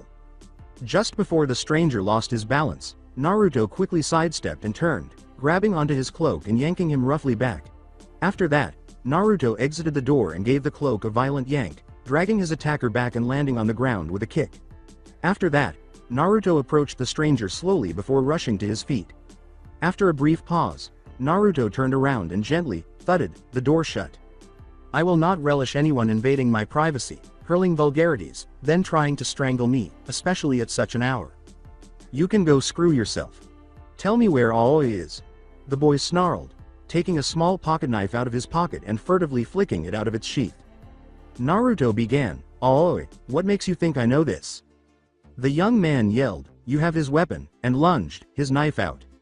With a sigh, Naruto grabbed his assailant by the neck, spun around, and used the momentum to launch the boy onto the grassy garden beneath the wooden floor. "Rokusho Aoi, I'm guessing. You have dealings with him. That would then imply that you're that genin he coerced into stealing the first Raijin. Morino Ibiki's brother and current rank missing nin of Konoha," said Naruto with a deliberate voice. The young man appeared astounded when 3 fighters brandishing katanas abruptly surrounded Naruto after emerging from a side door. With a severe expression on his face and wearing a casual kimono, Boss Joriko also came out. His voice rose steadily as he said, "I welcome you as a guest into my own home and you assault my men? Is this the behavior of a ninja of Konoha?" Naruto appeared indifferent to what had happened. Naruto pointed to the knife, which was firmly embedded in the wood a short distance away, and said, "I assure you, my lord, I was not the one who intended first blood. I hope you notice the knife." The boy waved wildly at Naruto and said, "He's lying. He threatened me. He's in league with the enemy, As Jirocho gave the order to place him in the nearby storehouse, Naruto gave him a very irritated look and waved his hands strangely, opting to follow quietly. When they finally arrived at the dank, dark storehouse, Naruto sighed and rubbed his temples before being shoved into it and falling to the ground. As the guards lowered the large wooden bar onto the door's latches to seal him in, Naruto stood up. It was a rare, if not unique, incident when Naruto cracked his knuckles and lost his temper. Since he had left a seal on Hiraishin, he was able to remove him from the room and, in fact, to the young man. However, that would further implicate him. There was no better option. Entrusting his entire party's destiny to a cunning weasel and his gullible master? Particularly a weasel they had previously irritated? This wasn't just, it wasn't right, nevertheless, it appeared that he had no choice. As a courtesy to her friend and as a show of firm discipline, Tsunade would have to remove their ranks as ninja if they were sent home. As a young Kage, losing potential clients at such a critical moment would not be acceptable. Another possible outcome was an execution or something similar, such as incarceration. In fact, Jirocho was sitting there most likely writing his report. Would the man believe him over one of his own, even if he managed to reach Jirocho? At the barred window, a tiny sound cut through Naruto's thoughts. He got up and walked slowly to the opening. He looked out and saw the boy who had been causing him all this trouble, scowling at him. With a victorious smile, the boy offered, "Tell me what you know about Aoi's location and I'll clear your name." Naruto touched a nearby wall for a moment before saying, "I don't know where Aoi is. I only know what any other ninja knows. He is a ranked missing nin and we are to kill him if he is encountered." The young person appeared a little agitated. With a slight frown, the boy said, "Stop lying. There is no second Raijin. Aoi stole it and now he's passed it to you." Naruto suddenly materialized in front of him. Naruto growled menacingly, his arm suddenly shooting out and tightening its grip on his aggressor's neck. "I could kill you right here and now. You're egging me on, and I don't like it when both my friends and my life are threatened." The boy stumbled, clutching his neck and taking deep breaths as Naruto's hold abruptly relaxed. "You will clear my name, otherwise my team and I will be blamed for this debacle and probably have our ranks taken away." The boy was on the verge of speaking. "You will do it," Naruto said ominously. "Or you will die, one way or another." As footsteps approached, Naruto sat in silence in the storeroom. The door was unbolted, letting sunlight in, and Naruto flinched a little. The boy and two bodyguards quickly followed Boss Jirocho through the doorway. Naruto stepped in front of Jirocho, who stopped 2 meters away, bowed, and dropped to his knees. "I am truly apologetic, Master Ninja. My subordinate has confessed to having been the first to attack. He will be punished for his mischief. I hope you have not been too inconvenienced by this unfortunate event," Jirocho said in a low, hurried voice. With his sky blue eyes meeting Jirocho's, Naruto turned to face him. Jirocho was under a great deal of stress because his nation might be held accountable for upsetting a ninja, which could lead to military action from the hidden village and even the country of fire itself. After a while, Naruto closed his eyes and got up, moving cautiously past Jirocho and his group before coming to a stop outside where his team was waiting. Boss Jirocho eyed each member of Team 7 slowly before settling a little uncomfortably on Naruto, who was seated in a distant corner and gazing out the window. "The task at hand is protection, not assassination. You will be protecting our runner during the race, should he be assaulted during said race by mercenaries of the opposing faction." With a sigh and a slight nod, Kakashi signaled his subordinates to move, which they duly did. After standing motionless for a while, Naruto got up to join his group. In a cold voice, he said, "Your runner will be Morino Idate, I presume?" Naruto's tone unnerved Jirocho, who gave a small nod. Even as his team left the room, Naruto remained motionless for a considerable amount of time.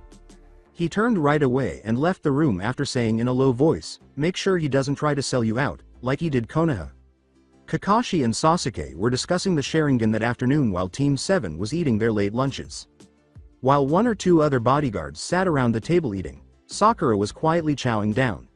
Naruto cast a disinterested glance at his food.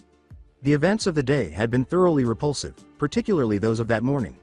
They were to support an organization whose chief representative was a dishonest traitor and a blackmailing villain in a ridiculous incident that, by some incredibly foolish coincidence, also determined the fates of the people for years to come. A gentle voice asked, "Are you all right?" and startled Naruto out of his reverie. Sakura's worried expression was staring back at him from his right. He gave a small nod and turned back to his meal. "Why don't you tell me about it?" Before leaving, Naruto said, "No, I'm not hungry. Have a good day, Sakura." Sakura made Naruto wince as she said, "You seem so distant nowadays. Why can't we talk like we used to?" Naruto remained motionless for a while. He stood slowly and walked away, saying, "Have a nice day, Sakura." He was not stopped by Sakura. The hours passed quickly, and before long, morning had arrived. It was now the day of their assigned mission. At the Wasabi household's entrance, Naruto was prepared and waiting. Sasuke and Sakura soon followed, but he forced himself to ignore them. The Wasabi entourage soon arrived, with Boss Jirocho at the head and Morino Idate himself standing confidently at his side. Naruto scowled at Idate before swiftly turning away. Kakashi went with the group. and they soon left for a shrine that held the items that were essential to winning the race. The trip went smoothly, and Naruto spent some time talking to one of the bodyguards and getting a feel for the terrain. Although none of the explanations helped to ease his frustration at the whole mess, he did learn some of the traditions and customs related to the event. It would have been a good time for an ambush, Naruto observed as he occasionally glanced around. Throughout the journey, he found no use for his 3 blades, but his hand would occasionally stray to one of them. The audience cheered enthusiastically during the reception. The Wasabi seemed to be the preferred rivals despite the flaws of its members. Since no gang-led organization could ever accomplish anything without getting some blood on its hands, and the Wasabi would be no different, Naruto questioned whether they were genuinely good or just the lesser of 2 evils. The audience erupted in applause and cheers as the speaker said, "Everyone. We are gathered here today to view a competition only held once every 4 years, and this year's promises to be a memorable one."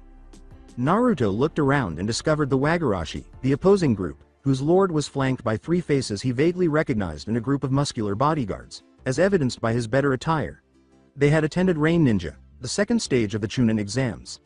He quickly looked around for other possible threats, thinking that the opposition was actually using Shinobi. The commentator abruptly resumed speaking. Great cheers broke out from the crowd for what seemed to be no apparent reason. Now, let me explain the rules of this competition.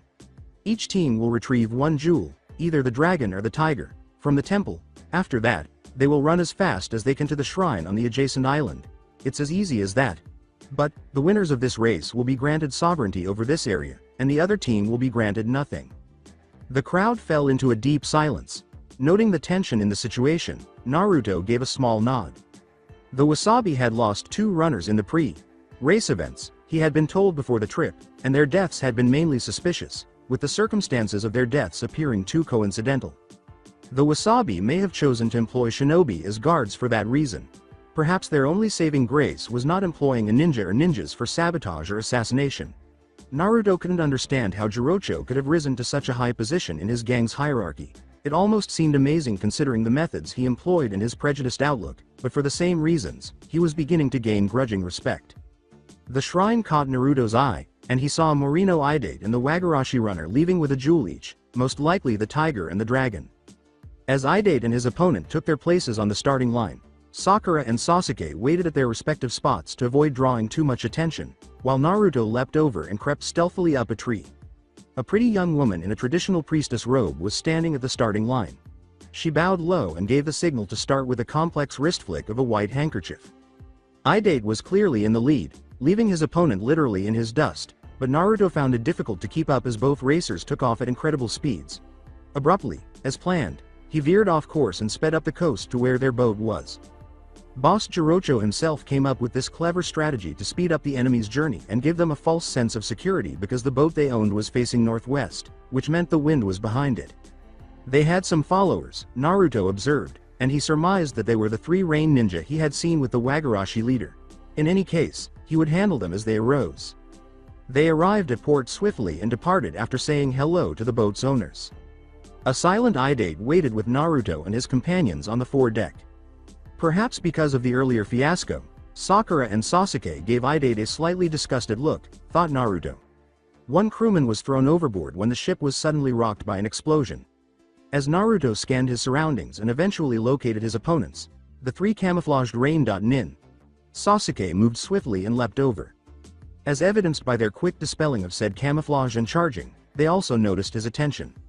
Running up the mast, Naruto leapt into the water and rushed towards the 3 ninja, balancing precariously on the roiling ocean. Naruto's first observation was that his opponents had the same appearance. With a curse, Naruto turned to face the boat, where Sakura and Sasuke were busy protecting themselves. From the look on his face, Sakura was standing right in front of an obviously terrified Idate who was about to urinate. Before Naruto could consider his next move, a fist slammed into his face, knocking him back and severing the Hiraishin chain that kept him afloat. Splashing into the water, he vanished and then reappeared on the boat, still drenched from the encounter. In retrospect, he saw that his attacker and his companions had vanished, now proven to be a hoax. The opposing team had done their homework. Sakura was fending off 3 opponents who were all swinging kunai when Naruto hurried to her position, cursing himself for being able to fall for such a trick. With a grunt, Naruto kicked off the floorboards, grappling two of them and diverting the final one just long enough for Sakura to use her own kunai to slice him into mist.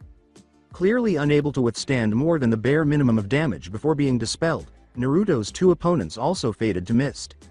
On a low chakra supply, Naruto observed, this would have made it possible to create a large number of clones.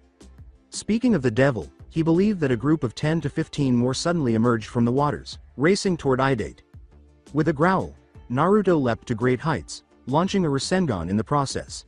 He instantly dispelled it after nailing one in the chest.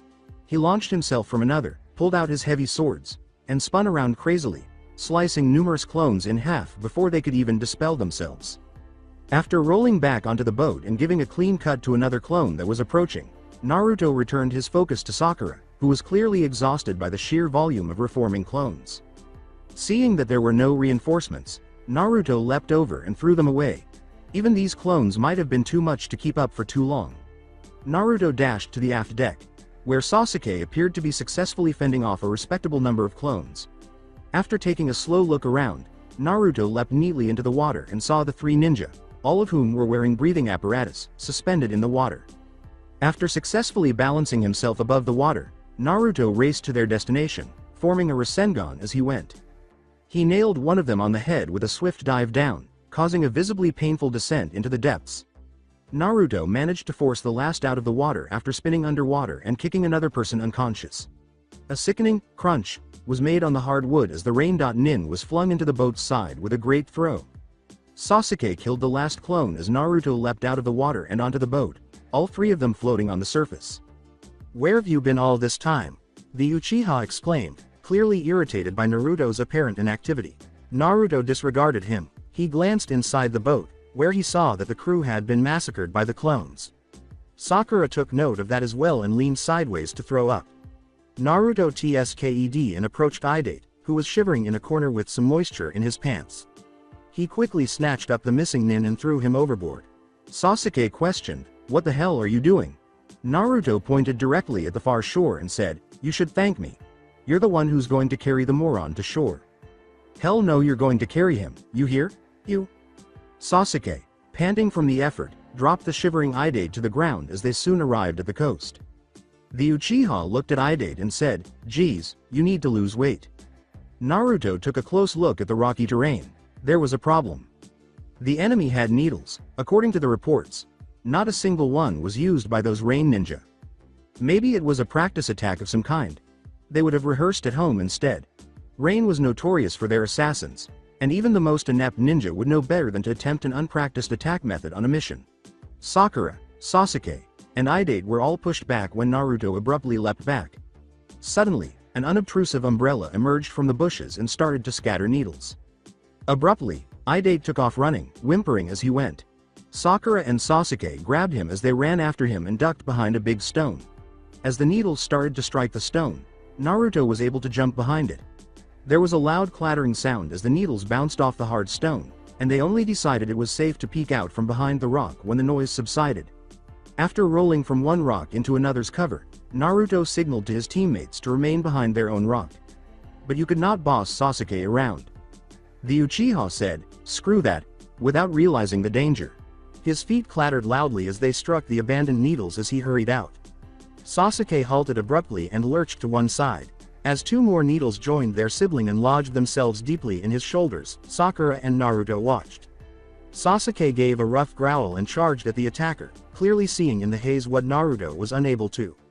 A tiny beam of light suddenly swung itself, and a bright light flashed. Immediately after, Sasuke was knocked out of the mist. Sakura yelled, "Sasuke!" and started making hand seals right away. Her startled face turned to Naruto, who stopped her suddenly, causing her to wince a little. "Go. Take Sasuke and the coward. I'll handle this guy." After giving him a brief glance and giving him a small nod, Sakura hurried outside to get Sasuke before making her way to Idate. Soon after, she and her charges were out of Naruto's sight. "What a hero!" a piercing cry from the fog said. Naruto narrowed his eyes and caught the tiniest glimpse of a man moving through the fog. The light that Naruto had previously seen was in his hand. Naruto recognized the blade and grinned a little. He had been using it, or at least one, for most of his battles, so how could he not? It would be intriguing to observe how this Raijin user would decide to use his weapon. Naruto activated his Raijin and thought, there's no point in trying for surprises now. The figure appeared shocked.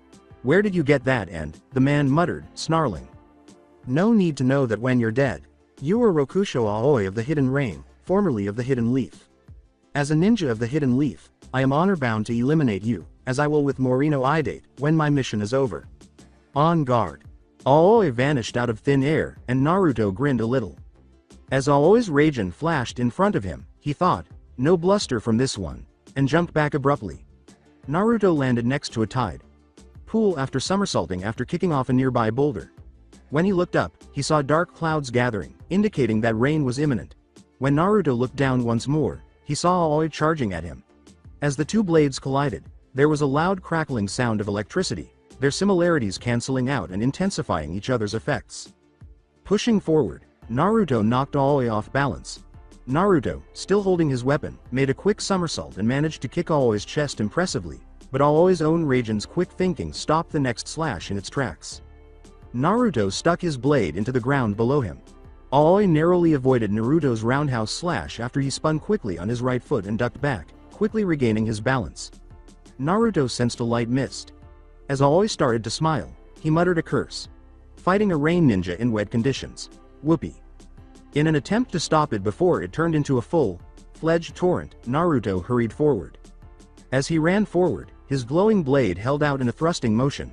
Puddles were already starting to form in the tiny crevices and nooks in the hard rock at his feet. Aoi spun his blade and instantly put it in a parry. Riposte motion as he smiled from behind it. Naruto slid across the wet rock after abruptly stopping himself too fast. He lowered his head and twisted his shoulders a little, slipping and losing his balance. His blade then remained in place and made an abstract cross slash. Aoi was clearly unprepared for this kind of move and overexerted himself trying to avoid it, which caused a deep cut on his lower leg.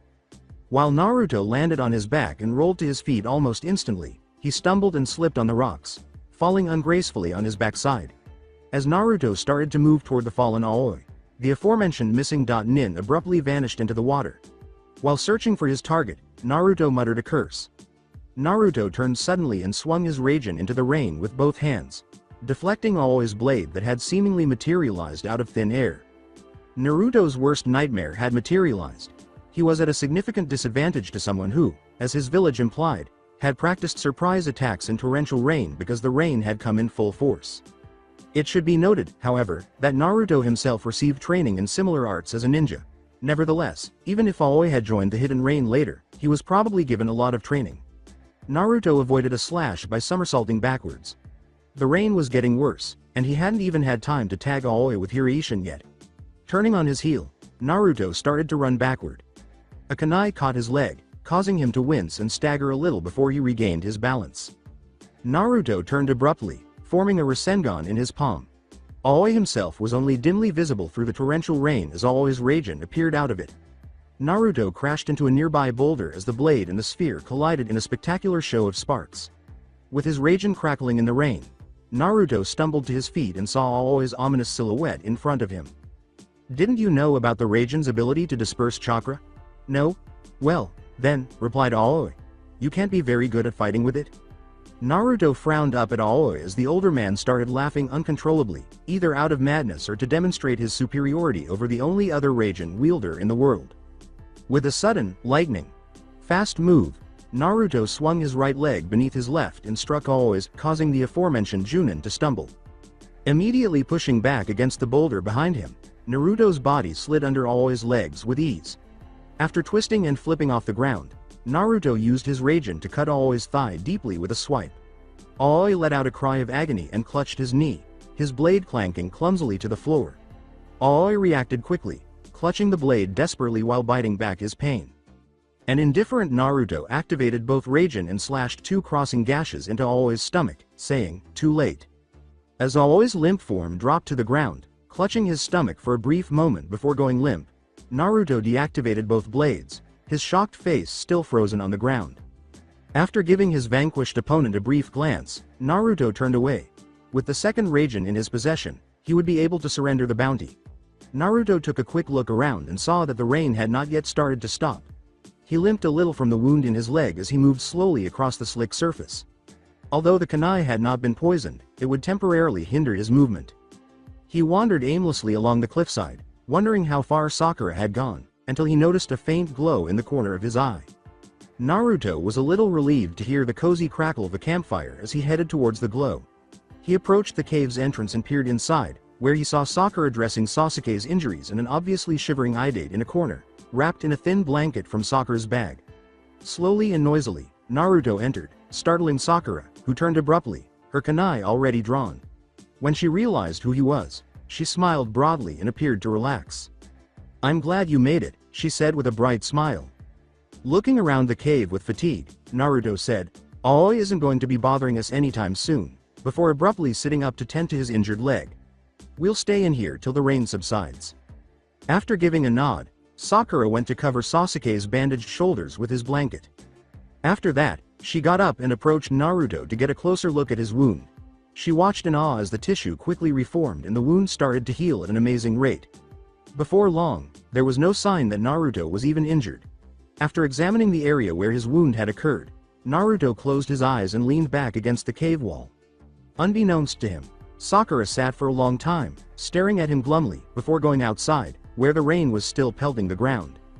When Naruto awoke some time later, the rain had decreased to a drizzle that was tolerable. He turned to see Sasuke unconscious by the campfire and Sakura dozing a few meters away. He turned to see Idate sleeping in the corner as well. Naruto stood up, stretched a little, and peered out the doorway, where the sky appeared to turn a pale shade of gray. He moved stealthily past Sakura and Sasuke to Idate's sleeping quarters. He shook him awake, causing the young man to squeal sharply before a hand covering his mouth silenced him. To signal that silence was required, Naruto put his index finger to his lips and hissed a little. Then he took a pen from his bag and wrote a few words on a small slip of paper. He put the note in Sakura's hand after looking up. Then Naruto looked at Idate, who was still shivering. Naruto said in a quiet, monotone voice, "We're leaving now. You want to complete your race, don't you?" Idate quickly regained his composure and got up shakily, trailing Naruto past his teammates' corpses and out of the cave. After he was out, Naruto nodded to Idate, who took off his weights and sped off with amazing speed. As they raced along the coast, over hills, and finally onto grassy land, Naruto soon caught up to him. Whether it had been practiced or not, Idate clearly knew his way around. He cautiously made his way through the rough woods before coming to a paved road, where he stopped suddenly to let Naruto catch up. "I've lost. Look at this, these footsteps, I've lost. I've betrayed Lord Joricho's trust, Idate wept. To Idate's surprise, Naruto said, "Shut up. The least you could do for your master is finish the race." Idate glanced up at Naruto before turning back to the road. Idate quickly nodded and sprinted up the hill at full speed, followed closely by Naruto, who descended from the branches and started talking to Idate. "The other racer is up front. The finish line is only 2 kilometers away. Run, run for your honor and that of your lords." Naruto was irritated by Idate's loud shouting, and he began to wonder how a man with such a lack of tact could have even considered becoming a ninja. Idate took off with amazing speed, but his opponent, who had heard him as Naruto had anticipated, also started to pick up speed. The Wagarashi racer, who was now quite agitated, nearly fell over himself trying to climb the first few steps of the grand staircase that soon came into view. Idate, who was clearly much more self-assured, jumped over the first 2 and continued to climb at an incredible pace, quickly overtaking his rival. However, the runner was smart enough to run at full speed as well, and Naruto questioned the foolishness of slowing down just before the finish. As the 2 competitors charged at the finish line with an intensity that was nearly unthinkable in practice, Naruto himself struggled to keep up, seeing only 2 intersecting dust clouds in the horizon.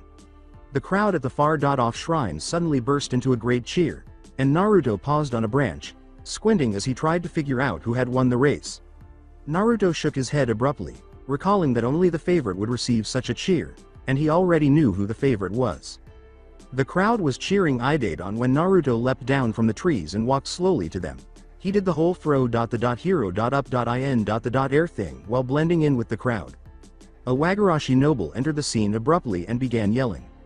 The noble pointed to Idate and exclaimed, "This man had the assistance of hired ninja. As a matter of fact, here's one of them now." As Boss Jorocho and his entourage arrived on the scene, all eyes were on Naruto, who merely blinked and approached the man in a deceptively innocuous manner, standing right in front of him. After glancing at the throng, Naruto took the two Rasen blades out of his pocket. As Naruto raised the two dormant blades, those who could see them gasped in awe, while those who couldn't looked to others for clarification. The Wagarashi clan hired ninja as well, only they did not do so for the protection of their runner, but for the assassination of the Wasabi runner. We were hired as bodyguards for the young man, and these two blades prove my statement. This one is mine, as sanctioned by Konoha themselves, said Naruto, raising one of the Rasen and grasping the other. This one belonged to a ranked Konoha missing. Nin Rokusho all. Following a period of murmuring, the daimyo took a position and began reprimanding the Wagarashi clan. Eventually, they issued an order to dissolve the clan immediately, with all of its assets now fully owned by the Wasabi. The surrealistic aspect of the situation caused Naruto to shake his head. Now the Wasabi had a definite naive leader, a veritable monopoly on trade, and total control over the entire region. Even though Naruto knew that such an endeavor was not part of his mission, nothing positive would come from it. As soon as his mission was over, he surreptitiously thanked the powers that were responsible for the lack of contact he would be observing. Naruto sent for medical personnel to attend to Sasuke right after the race, and 2 days later, Konoha's transport vessel arrived. 2 of Sasuke's ribs were broken, and it was discovered that Aoi had hurt him more seriously than first believed. Therefore, Sasuke was unable to return to Konoha on his own, so Konoha sent a transport for him out of consideration. Morino Ibiki, Konoha's chief interrogation officer, was in charge of it. Morino. As the ship entered port and the specialist, Junin disembarked, Naruto chuckled a little and looked around. Boss Jirocho and Idate were with Naruto, Sakura, and an unconscious Sasuke who was already receiving medical attention from 2 ninjas. Kakashi read his books while standing off to the side. Naruto wondered what Kakashi had been up to during the slaughter, but he quickly decided not to inquire because the consequences would probably be unsettling. To test the waters, Naruto said, Morino Ibiki, we have here a missing. Nin from Konoha. Take him in, will you? This startled both Jirocho and Idate. It is not in my jurisdiction to. Ibiki started, clearly trying to sidestep the problem. Naruto turned right away and walked slowly to Idate, who was looking back and forth from an obviously dismayed Jirocho and Ibiki, who appeared unperturbed despite his small hand movements giving him away. Ah, but it is mine, as a ninja of Konoha, a title we both share, though you seem to be rather lax in holding it up. Idate was writhing in Naruto's grasp as he stopped in front of him and took hold of his wrist. Sakura, who might have been a little upset, started to say something, but Naruto interrupted her with a glance as Kakashi passed by, hardly acknowledging what had happened, if he had noticed it at all. Jirocho started frantically, Stop, Master Ninja, I will pay you twice his bounty, to Naruto's icy gaze. I'm not in it for the money, and before you start making assumptions, for the crap he tried to pull on me. I am a ninja of the hidden village of leaves, and by heaven, I will do what is required of one of that title. Now, this man is in the bingo book, and I'm taking him back to Konoha for his trial, said Naruto, motioning for a whimper. He will likely be absolved, because of the circumstances of his betrayal, and his current situation. Sakura smiled and bowed, but Jirocho appeared uneasy.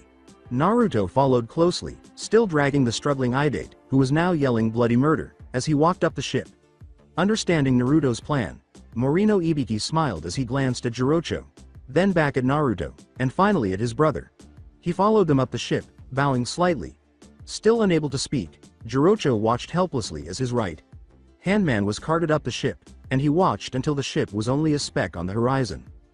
It was a bright morning when Naruto woke up, with birdsong and cicadas making too much noise for a restful night's sleep.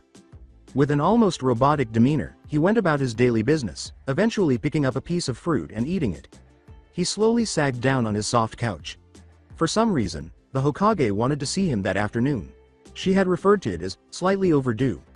Shikamaru, who had heard it from Sakura, who had heard it from Ino, was also expected to be there.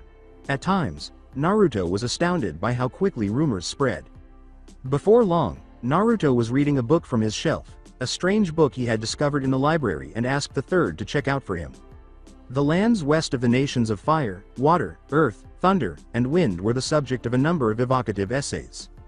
They spoke of a technologically sophisticated society in which the people had largely given up on ninjutsu in favor of learning how to wield weapons, particularly the sword. Because the land was united as a single entity rather than divided into nations, a highly secure environment was created. Its capital city, oddly named Naladan, possibly a mistranslation or linguistic error, was said to have been sustained solely by steam power and a kind of energy produced by the waves. Fantasy, Naruto thought. With the money he had earned, with considerable assistance from the Hokage in influencing the Kyuubi-hating council, from the recovery of Rokusho Oi's bounty, Naruto reminded himself to visit a nearby bookstore to purchase additional books. However, he had to give the majority of the money in order to retain Oi's Raijin, which was still recognized as a temporary loan even after that. After a little while, Naruto stopped reading when he heard a sharp knock on his door. He put his book down and went to greet his visitor. Sakura, his most frequent visitor, was there when Naruto opened the door. Sakura said cheerfully, "I'm going to visit Sasuke in the hospital. Do you want to come along?" "I'm quite," Naruto started, but he abruptly stopped when Sakura gave him a slightly offended look. "All right, yes, my schedule allows for it." Sakura grinned and took the lead, while Naruto trailed behind, still berating himself for being so damned kind. When they arrived, Sasuke was in a depressed mood, and Sakura was carrying a bouquet of flowers she had bought on the way over from Ino's store, maybe to make her rival in love feel some kind of abstract jealousy. As he greeted Sasuke and wished him well, Naruto followed all the etiquette rules. Sasuke was treated like a baby by Sakura, who offered to do everything from fluffing his pillows to giving him a sponge bath. This was unsettling, but it did not seem to shake Naruto in the least, which was odd for him in particular. After a sudden realization that it had been a very long time since he had used the serum, Naruto asked himself if he still needed it. A frustrated Sasuke waved Sakura away, much to her dismay, saying, "Sakura, please leave me alone. I can feed myself." Naruto gazed out the window while leaning against a wall. He turned to face the Uchiha, who was remarkably unfazed, after noticing Sasuke's intense glare at him. Concerned about a confrontation, Sakura glanced at each of them. Sasuke said angrily, "Hey, Blondie. How did you beat that guy?" When Naruto failed to respond, Sasuke gave a small growl. "Tell me." Naruto questioned, "Am I obliged to?" Yes you are," exclaimed Sasuke, wearing a victorious expression. To Sasuke's ire, Naruto said in a monotone and somewhat bored voice, "That's the problem with you people. You have a big complex that forces you to imagine yourself to be greater than others. Wake up. I'm not obliged to do anything for you, especially since I was the one who saved your life." "Damn you, right here, right now on the roof," Sasuke exclaimed as he stumbled out of bed. Sakura said, "Stop it, you guys," but Sasuke ignored her advice. Gazing directly into the Uchiha's eyes, Naruto said, "Don't overexert yourself, Sasuke. The match can wait, can it not?" Sasuke yelled, "Shut up, you freak," and pushed Naruto back with force. "You wanna fight right here?" Sasuke was making a show of himself, and Naruto sighed. What was the reason behind this young man's constant need to prove himself? Was it now an inferiority complex of some kind? Who had ever heard of someone who had a superiority complex in addition to an inferiority complex? It was absurd. Sasuke started by delivering the opening blow, and Sakura was only able to retreat. Using Sasuke's leverage against him, Naruto easily caught it and pulled Sasuke in a manner similar to a bull charging after a bullfighter's cloak. He released it just as Sasuke was moving too quickly to avoid crashing into the door. Naruto barely avoided Sasuke's roundhouse kick after he jumped up very quickly. Sasuke yelled, "Stop dodging, you piece of crap," and Naruto had to control his eye rolling. Abruptly, Sasuke initiated a sequence of hand seals that Naruto recognized only dimly. As Sasuke started his technique, his eyes widened, and he sighed slightly before kneeing Sasuke's genitals and grabbing his shoulders. Sasuke's mouth fell open and a puff of smoke, almost comically, emerged as the room fell silent. As Sasuke stumbled and fell to the ground, gripping his privates and whimpering a little, Naruto took a step back. In spite of his expressionless face, Naruto said, "Look, the Gukakyu wasn't a good choice and I had to stop you somehow, sorry." Sasuke just lay on the ground, twitching a little, unable to say anything, or rather, unwilling to say anything. Sakura appeared stunned and unable to speak, her hands hanging limp at her sides and her mouth hanging open. Slowly, Naruto moved in and knelt to examine Sasuke, but then Sasuke's eyes appeared and a fist erupted, nailing Naruto in the stomach and knocking him onto his back. An enraged Sasuke jumped onto Naruto's stomach and wailed at his with his fists, saying, "Damn you, you little piece of crap." As Naruto stood back up, his hand was still around Sasuke's neck when his hand suddenly shot out and closed around his neck, jolting him to the side and sending him crashing to the ground.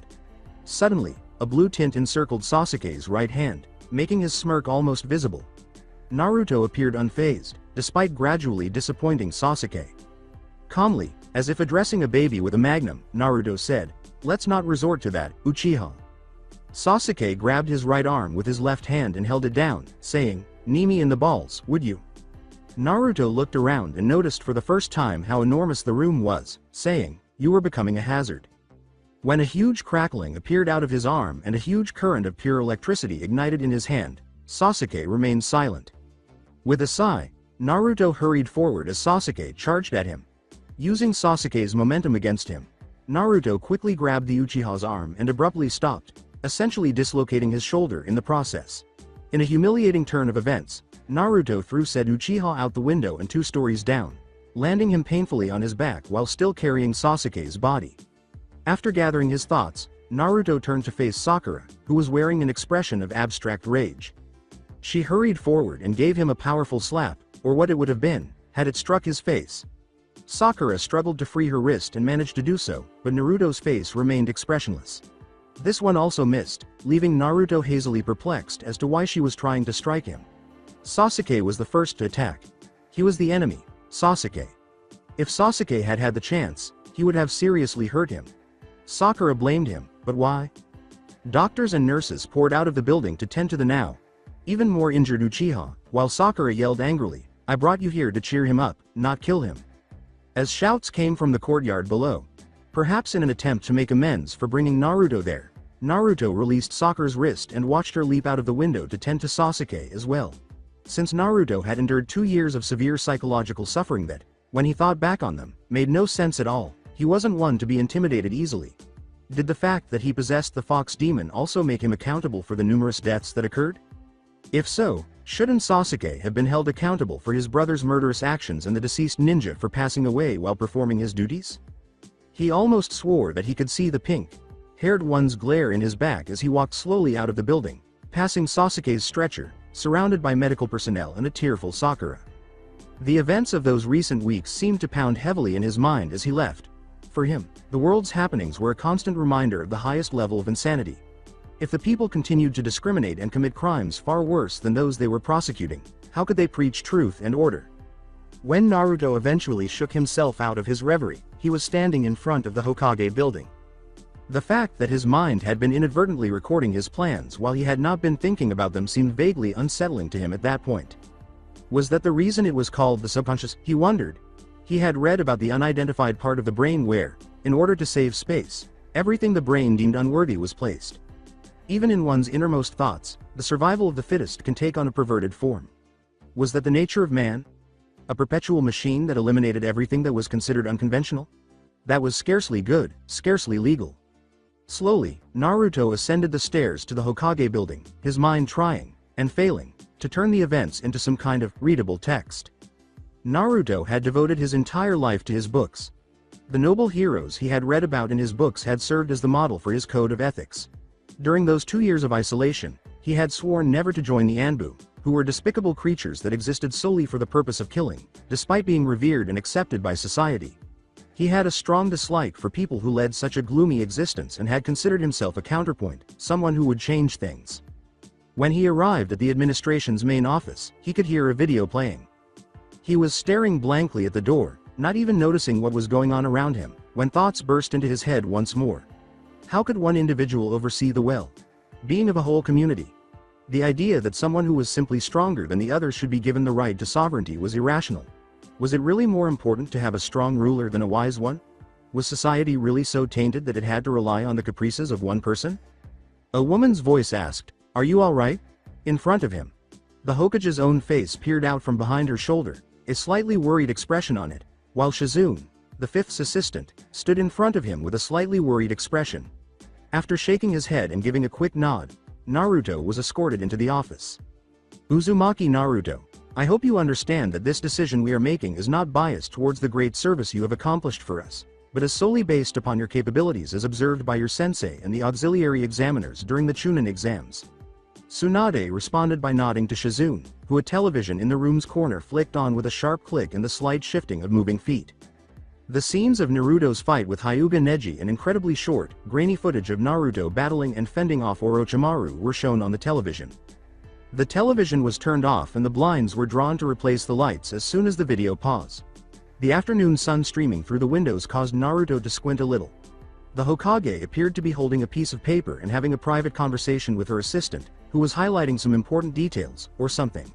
Naruto's focus was abruptly drawn to the now rising Hokage, who was grinning broadly, by a hard slap.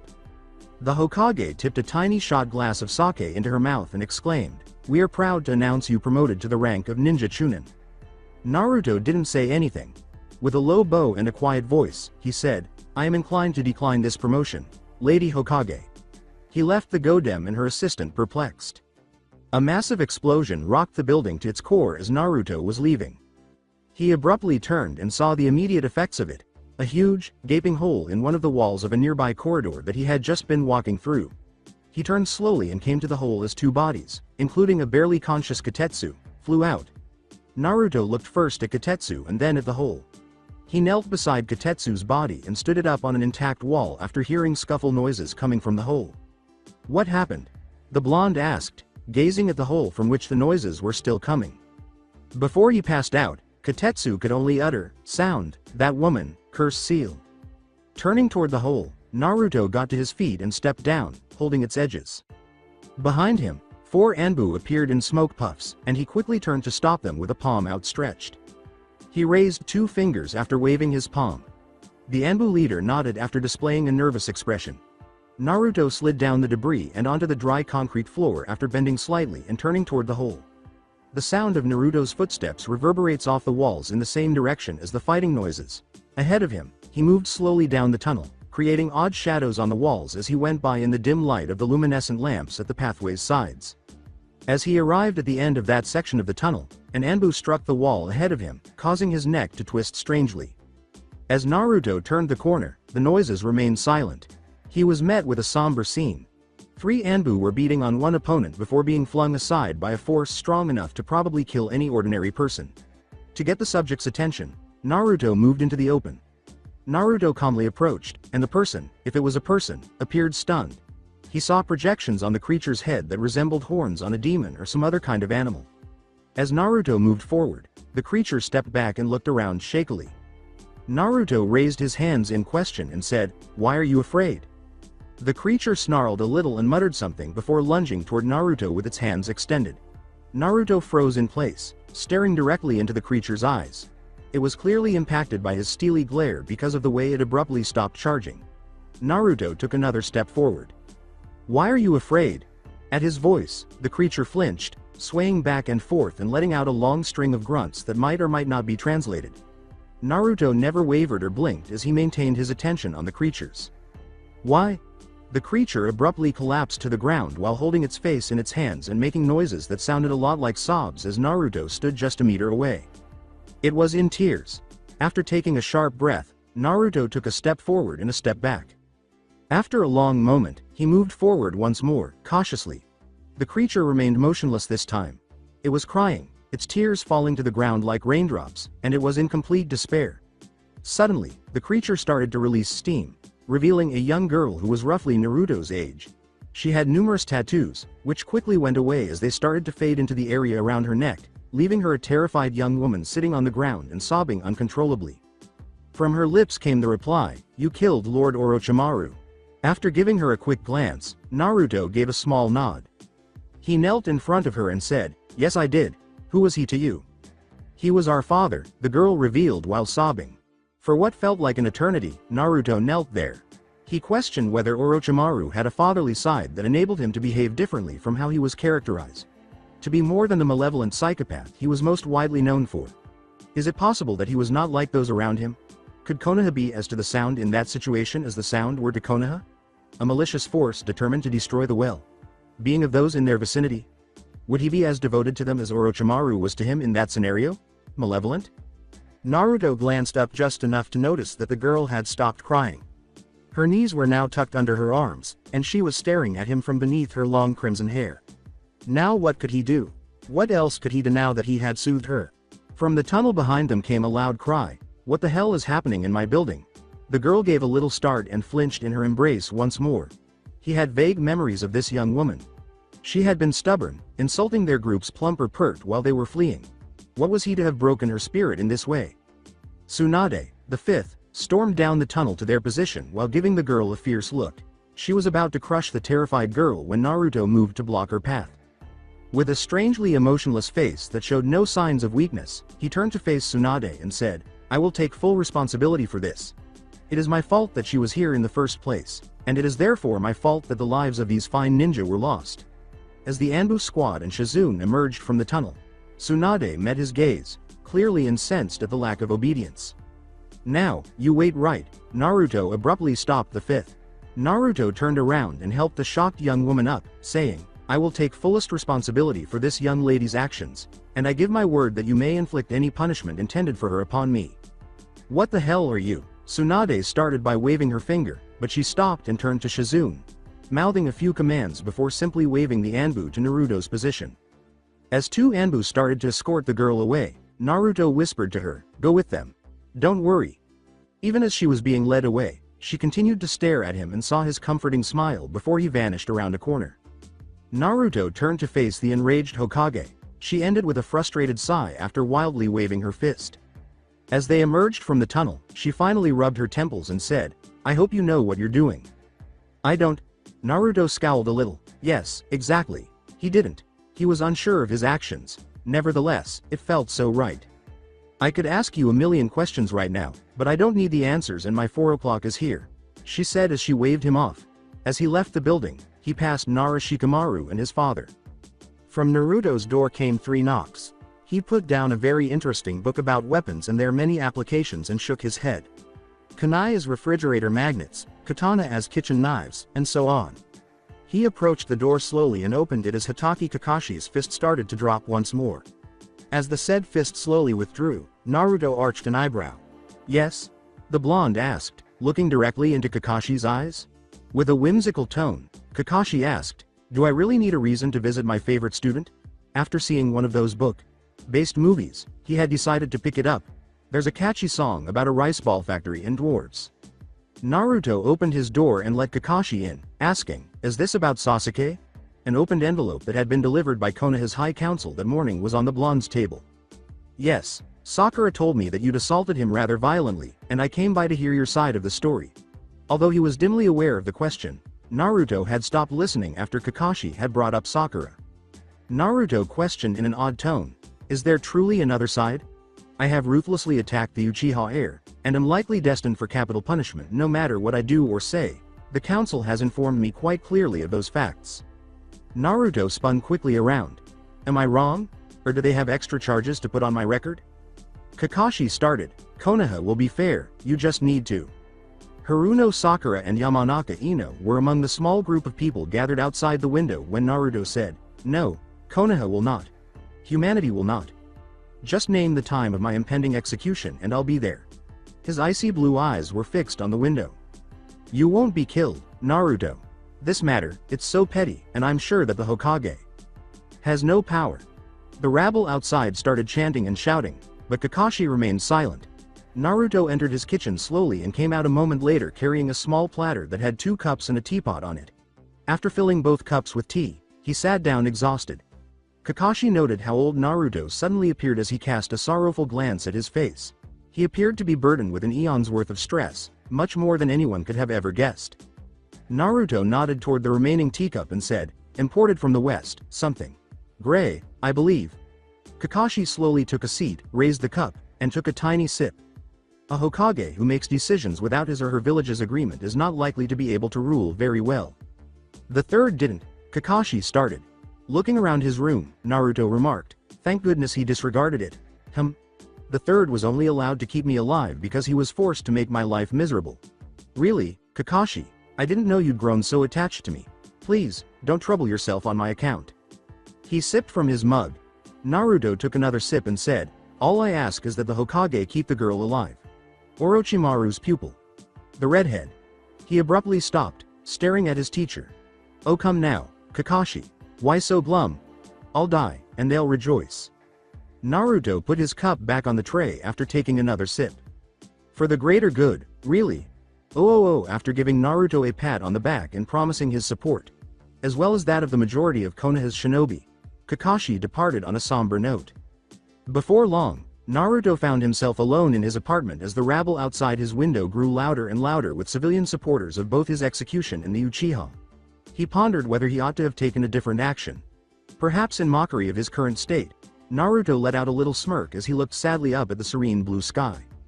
No, he would have caused himself great pain if he hadn't stopped Uchiha Sasuke the way he did, which is highly undesirable even for him. His door was rocked to its hinges by a sudden smash. As the rabble increased in volume, Naruto thought absently that someone must have gone past the gates, possibly right outside his door. Naruto sighed in disapproval at the increased bitterness as he took a sip of his now cold tea, even though it complemented his mood nicely. He stood up and peered out the window, where a few ninja were trying to control the rushing crowd. Naruto saw Kakashi, Anko, and, most unexpectedly, Morino Ibiki among his defenders. There were also other ninjas, including Amino Iruka. As he saw that some of the people in the crowd were brandishing bladed weapons, Naruto gave a small growl. A knock on Naruto's door caused his head to lift. He turned slowly and moved toward the door, unlatching all of his locks before opening it hesitantly. Immediately after a kunai wielding hand swung through, Naruto somersaulted back. When Yamanaka Ino entered, Naruto appeared taken aback. Sasuke couldn't be the only reason for this. Ino yelled, "You monster!" as she glared at Naruto, whose eyes had gotten much wider. "My mother told me all about who you really are." Naruto turned to face Ino, whose glare was powerful in and of itself even though it didn't actually inspire any desire to kill. "To think, I've been near the Kyuubi all this while, I lost family in that battle." Ino broke down in tears. "And now, you want to kill Sasuke?" Naruto grinned a little. So, was this the way it was supposed to be? Naruto couldn't help but think that Sakura might feel the same way, having probably been told this information by Ino. To be honest, he didn't expect much of her either, but he did as the blonde girl started listing all of Naruto's crimes, one by one, from the deaths of her family and numerous others to his attempted murder of Sasuke. Being on Team 7 must have been a sacred opportunity for someone with a crush on Sasuke, and he probably didn't matter in comparison. Ino then launched herself into a charge, drawing 2 kunai and hurling them. Probably intended as a decoy, they were awkward throws. She jumped at him, but he rolled away. She hurled numerous needles and kunai at him right away, but none of them were successful. Naruto had to acknowledge that, particularly when it came to her use of rapid throwing techniques, she was not incapable. Ino improvised and charged directly at Naruto, who scurried back and flipped up onto a table. Naruto saw how furious Ino's eyes were. Would he have to live with this for the rest of his life? Ino pulled out an explosive tag after Naruto somersaulted over their heads. Was she insane? As Naruto picked up the kunai, the kunoichi bounded out of the window, as he believed she had thrown her deadly projectile. 3 of the 10 white dots that were previously crimson were still present on it. He looked around and thought, delayed tag. 3. He was unable to toss it outside. The rabble would be struck. How did it smell? 2. He would rather leave his apartment unaltered. It had a floral scent. 1. Clutching the tag tightly, Naruto ran out the window. Cherry blossoms. The heat and the deafening noise tore through his body, destroying clothes and skin, and he gritted his teeth. With a sickening crack, Naruto landed on the dirt road, rolling slightly before colliding with a nearby building. His meat was rather roasted, indicating a powerful charge that was ideally only used by Chunin. Naruto gave a little grunt when he felt a gentle hand snatch at his still healing arm. He noticed Anko's worried expression when he looked up. He rose slowly as the assembled Junin tried to make their way through the stubborn throng, some of whom had thrown their available objects, causing Naruto great pain, his skin still raw and still healing. At last, he was able to stand up, and without even looking at the Sakura nearby, he started to leave, leaving behind shredded pieces of cloth. Seated on a white hospital bed, Naruto was now stained a faded brown from the excess blood his body had been spitting out. Although the regeneration had started almost instantly, it turned out that his skin had been burned off nearly entirely. The explosive tag itself had been endowed with an oil sealing mechanism, and when it exploded, it slathered Naruto with a significant amount of lamp oil. A brilliant idea, right out of Fire's chief engineer's labs, and only authorized for the most critical circumstances where destruction was either necessary or a means to an end. With a small groan, Naruto opened his eyes to see Tsunade, Kakashi, and Anko at his bedside. Outside the room, Katetsu and Izumo kept watch. Anko gave him a gentle smile as he turned to face her. When Kakashi drew a little closer to her, Naruto could still see the smallest of blushes, even in his current state. Kakashi gave a covert thumbs up sign and nodded. Tsunade gave him a frustrated look, but her anger was directed at someone else rather than Naruto. She said bluntly, "That was stupid. Should have jumped out the window and left the tag there, moron." With a gentle smile, Naruto shook his head. "No, books," he muttered, his vocal cords still recovering from the actual explosion, barely able to speak. When Naruto went on, Tsunade popped a vein and nearly yelled. "If I jumped, debris, bystanders." There was silence among the three of them. His cerulean eyes scanned Tsunade's face as he asked, "Is the date of my punishment set yet?" She snarled. She said, "What punishment? You've done nothing wrong." She was observing the Hokage building, where discussions were taking place, through the window. Naruto said, "Sasuke," in a hoarse voice. Tsunade gave a headshake. "You've done nothing to him, and I," Naruto said, "no." Tsunade frowned and said, "What?" Naruto inquired, "What rank are you?" Tsunade paused before responding. "Hokage, but that," with a final cough, Naruto uttered, "means that you have to gain the admiration and respect of your subjects, unless you wish to rule by tyranny." Tsunade didn't say anything. "Just do it." Then Tsunade snapped, "Shut up, you. Did you win that necklace for nothing? Don't you have any determination? Any sort of drive? A goal?" With a gentle smile, Naruto turned to face the sullen looking Kakashi. With his eyes closed, Naruto said, "No, I do not." Then he reached around his neck and unhooked his necklace from the surprisingly flimsy chain. When Tsunade glanced at him, he shook his head and quickly passed it to her. Wincing, Naruto said, "For the good of Konoha and your rule as Hokage. The regeneration started over. Do the right thing." Then he lost consciousness. Naruto woke up to a scene that seemed somewhat familiar. The only thing that was different was a lock of his counterpart. Campfire in the woods, marshmallow over the pit. "You little prick, I'm sorry." With a quick turn, Naruto saw the other standing by a tree, his face displaying rage. He swung on his heel and strode over to the campfire. He let out a loud sigh and started pacing to his left and then right. Seeing the typically smiling other, so enraged was an interesting sight to behold. Before long, the other returned to him and seized him by the collar. As he raised Naruto, the scene abruptly changed from the campsite's eerie quiet and relative tranquility to a massive lava-filled crater where Naruto was thrashing over nothing but lava while the other was on the only remaining platform. The other growled out the last line, menacingly saying, "There have been many times you've put our lives in jeopardy, but this is the single most ridiculous thing you've ever stuck your foot in. Don't you realize what you've subjected us to?"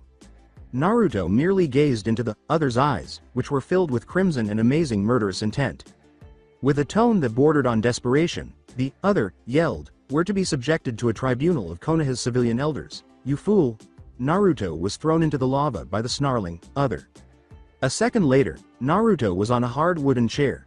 The other was seated on a white, plush chair across from him in that same white room he knew so well. Beside him on a little table was a glass of something clear and faintly yellow. Perhaps as a stress reliever, Naruto's counterpart lightly bit his thumb without drawing blood. Over his right leg, his left leg trembled uncontrollably. Naruto had never witnessed the other so agitated. It was unnerving, for sure.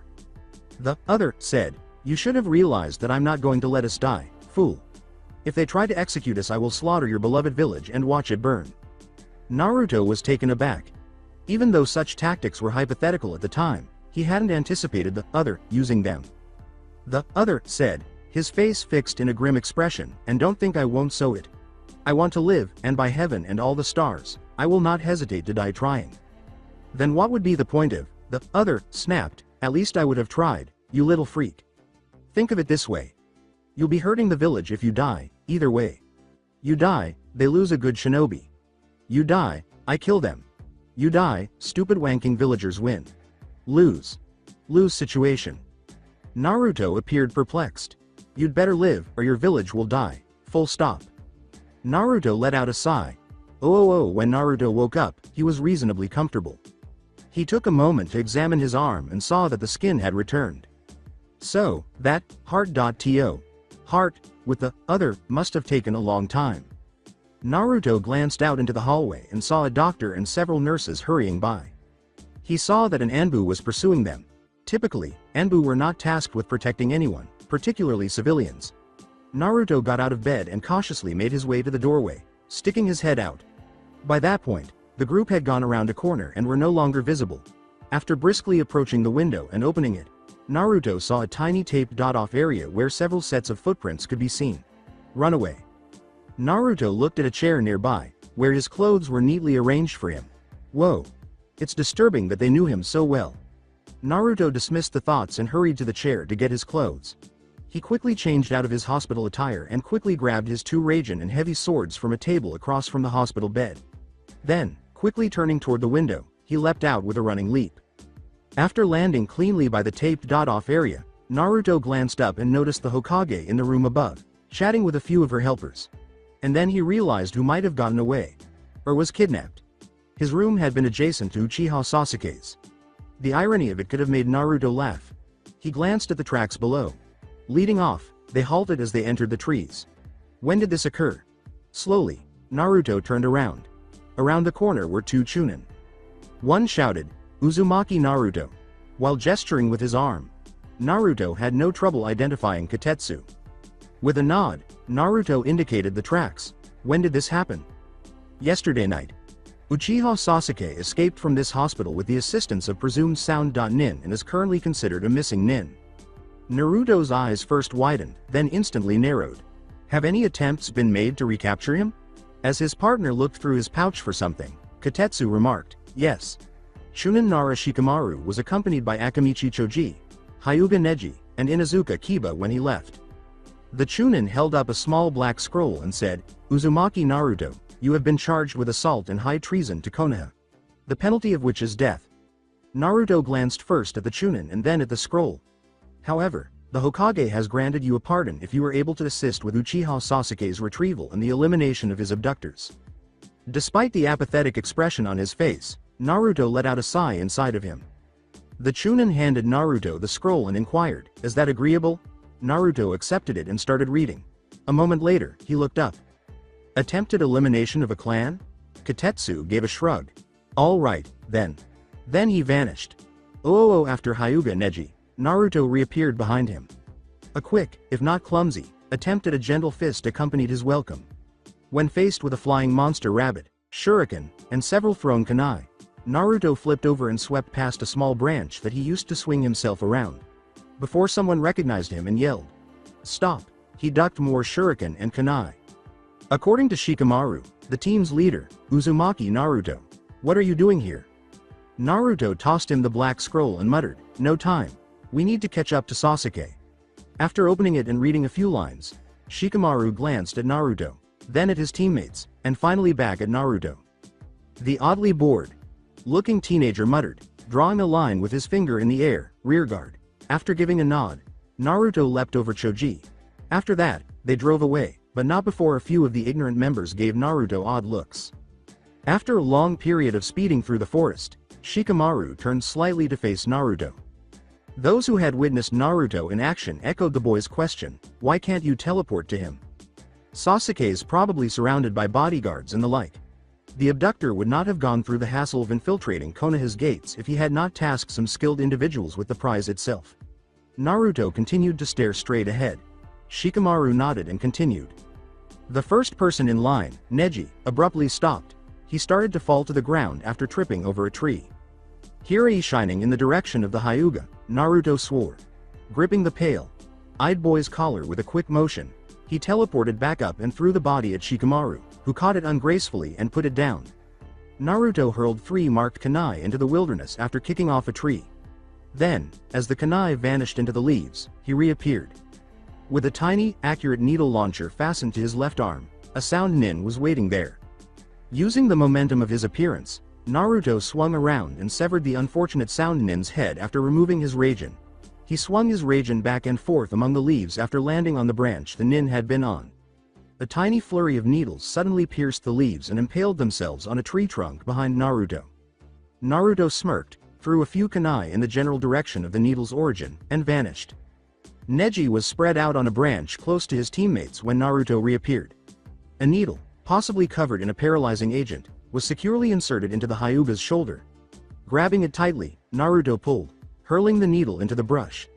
Then he produced a tiny vial of liquid from his waist pouch. After applying it to the injured area, he put the vial back in his waist pouch. He glanced at Choji below and Kiba behind him before turning to face Neji. Naruto again looked at the dead sound nin around the area and said, "The effects will relieve you in a few minutes. I know you can hear me now. Do me a favor for the one I did you, and tell them I'm gone off to get Sasuke." This was probably the bodyguard force, and now that it's dispatched, he's likely clear, and we're likely close. There are bound to be 1 or 2 bodyguards left, so try to catch up quick. Neji gave him a small nod, and Naruto nodded back, then vanished into the forest. Naruto emerged directly above a wooden platform in a grassy plain. Glancing down, he saw that the platform was actually a barrel, probably holding Sasuke. After surveying his surroundings, Naruto flipped off the barrel when a flurry of kunai struck from the left. As more kunai rained down, this time from above, he skillfully landed on the grass and started performing a series of calculated backflips. As the rain of projectiles accelerated, eerie laughter sounded from the middle of the encroaching forest. After snarling, Naruto performed a cartwheel and threw 5 marked kunai into the grass in front of him, while one continued to sail. Eventually, he teleported to the kunai in mid-flight after teleporting to each one in turn. Naruto activated his Rasengan and stabbed his opponent in the body, but the blade instantly vanished. Naruto was unable to see his opponent's face because of the shadows, but his escape technique was uncannily similar. After taking a step back, Naruto made his way back to the barrel. To his surprise, a man in a bandage was standing on top of the wooden structure. The figure was obviously a man, but it had flowing gray hair that had not been cut in a long time. It was Kabuto, Orochimaru's helper. Naruto's assistant had mistakenly assumed that he had been arrested. "Surprised to see me, Naruto?" Naruto scowled. "How cliché. I thought the Spec Ops had taken you in," Naruto remarked, narrowing his eyes. Kabuto said haughtily, "Hey. No, as much as I'd like to explain the whole situation, I think our friend's just about done incubating now." Naruto gazed at the wooden construction, which now had purple light emanating from its seams. Kabuto leapt onto the grass in front of the construct. With obvious confusion, Naruto questioned, "How did you get a seal onto him?" Although he had read about the well-known seals of Orochimaru, he couldn't remember any of them behaving so quickly. "I didn't. Contrary to general knowledge, and otherwise, one does not require the seal to unleash one's full power. The seal merely acts as a conduit to draw upon the soul, therefore making the process more efficient." Kabuto raised his glasses and grinned. "It also acts as a sort of buffer, for when Lord Orochimaru chooses to take over someone's body, allowing the prior mentioned ease of access to the soul, which is drawn out." At the final sentence, Naruto scowled deeply, however, he was also intrigued. "Take over someone's body?" Kabuto chuckled a little. Kabuto's smile widened as though he enjoyed the explanation of his lord's method. "Oh, that's right. You don't know. Then again, the lord never recorded this anywhere, so I suppose it's not entirely surprising. Maybe a perverted form of pride? Lord Orochimaru has found immortality." "Didn't help him much," replied Naruto, mockingly. "Hardly immortality, when you die, is it?" Despite his tone and words giving the impression that he was upset, Kabuto said, "Do not mock his work. He had found a method by which to preserve his youth using a transfer of consciousness into another host, whether he or she be willing or not." With one eyebrow raised, Naruto asked, "Via the soul, you mean? And what did you mean by he or she?"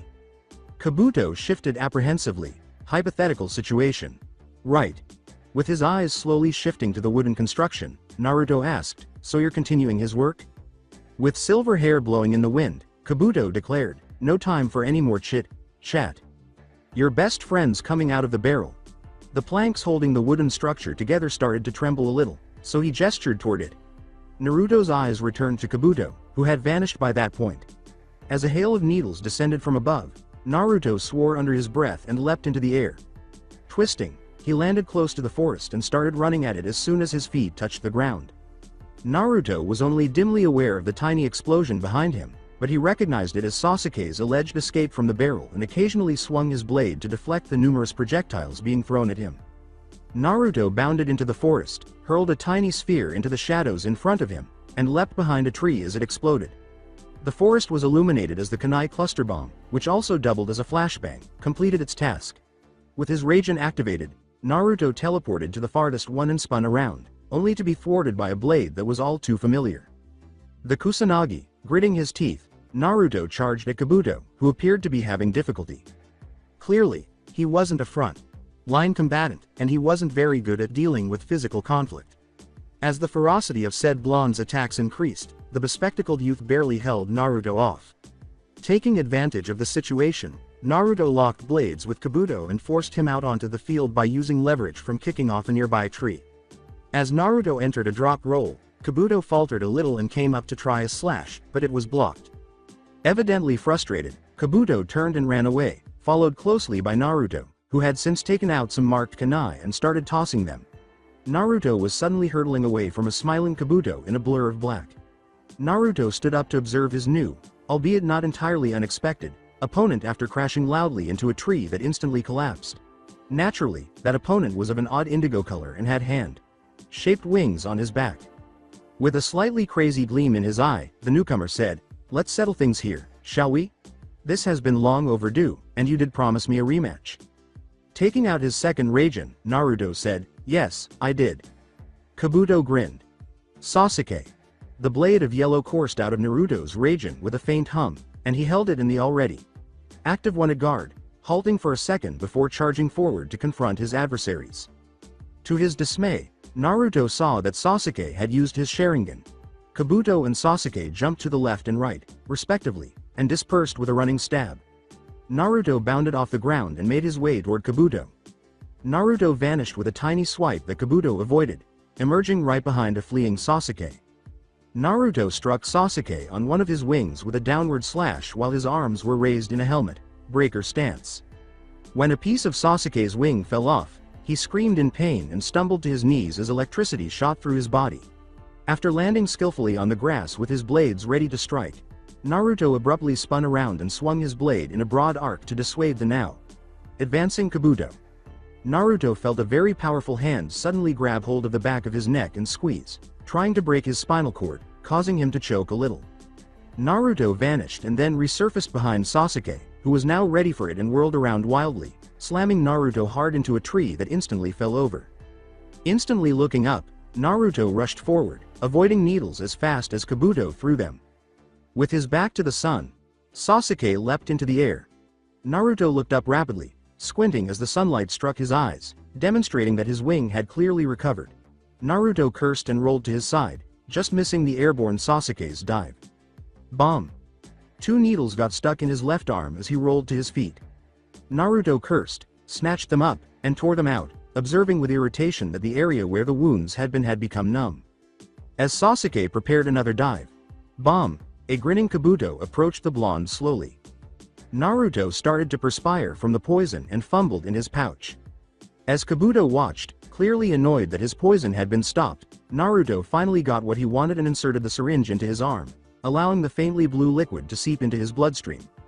Naruto didn't have to look up to see what was about to happen because a powerful blow smashed into his torso, sending him crashing to the ground and leaving a huge crater in its wake.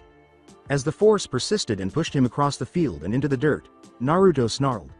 Holding up his now deactivated Rasen, Naruto activated it by slamming it into his assailant's back. As he was thrown into another tree, the attacker let out a cry of rage. Naruto watched Sasuke struggle and writhe in agony on the floor as the pain fully set in, coughing out the bad blood.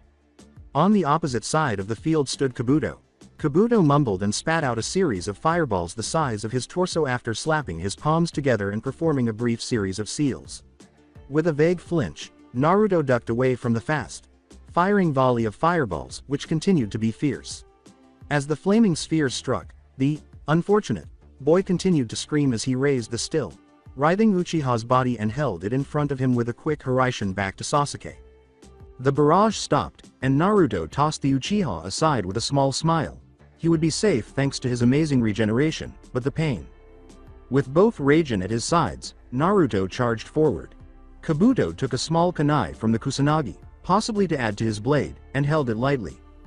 Kabuto faced Naruto head on and used his weapons fairly skillfully, but Naruto was still far superior to him as a swordsman. Kabuto used a feint to increase the range of his kunai by slashing it overhead with the help of his chakra.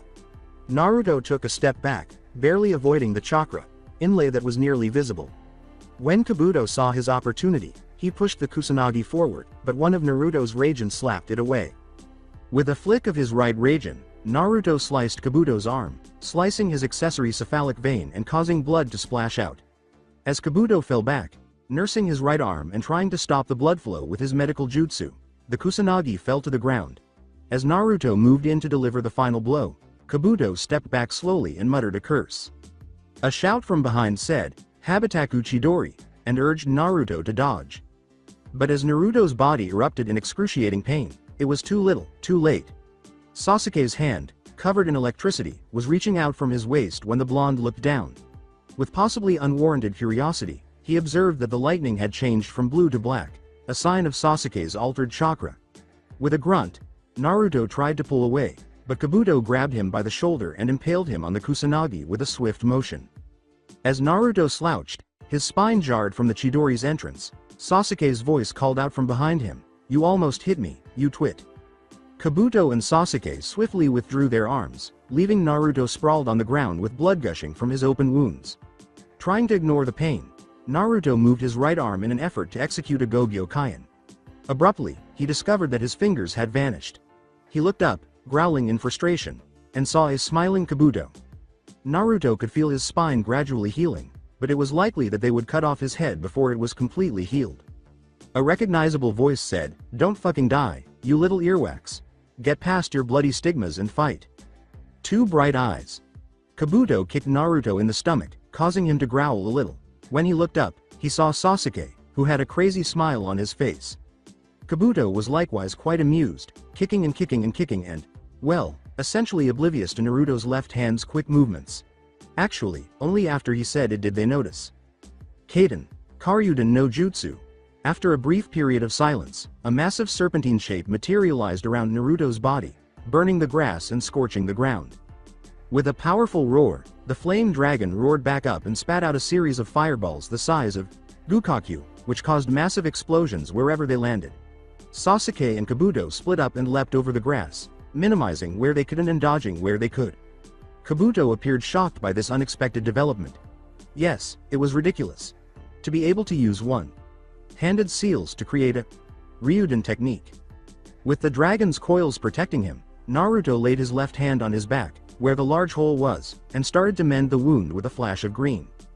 He was still bleeding heavily, but it wasn't as big as he had assumed. Naruto raised his head, his indifferent eyes now fixed on the soaring figure above him. With the help of his Shosen Jutsu, Naruto's natural demon granted regenerative abilities were now fully utilized as he shook to his feet. It wouldn't be long before he was fighting at full speed, but it would be sufficient. Shaking his head, Naruto reached for his severed fingers on the ground and reinserted each one into its corresponding socket. The red chakra of the Kyuubi was slowly seeping out of the wounds, nearly grabbing them, and mending bone and tissue. Naruto moved each finger separately to test them. Although he still lacked some nerve endings, he was able to use his blades and seals.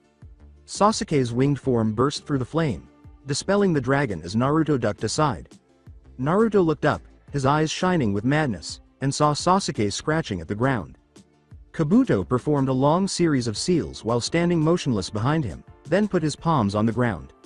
Manda, the great indigo serpent, arose with a great puff of smoke, coiling around Kabuto's position and hissing harshly. Manda gave Naruto a sidelong glance before turning back to Kabuto and hissing while mouthing a few specific expletives before ordering him to offer 1,000 sacrifices. Sasuke yelled, "Die, you freak!" as he charged forward and Naruto dodged, cutting off one of the Uchiha's wings and activating both Raijin. As Kabuto rushed forward on the head of the enormous serpent, Naruto quickly spun both blades into the Uchiha's stomach, roundhousing him to the side and kneeing him in the groin.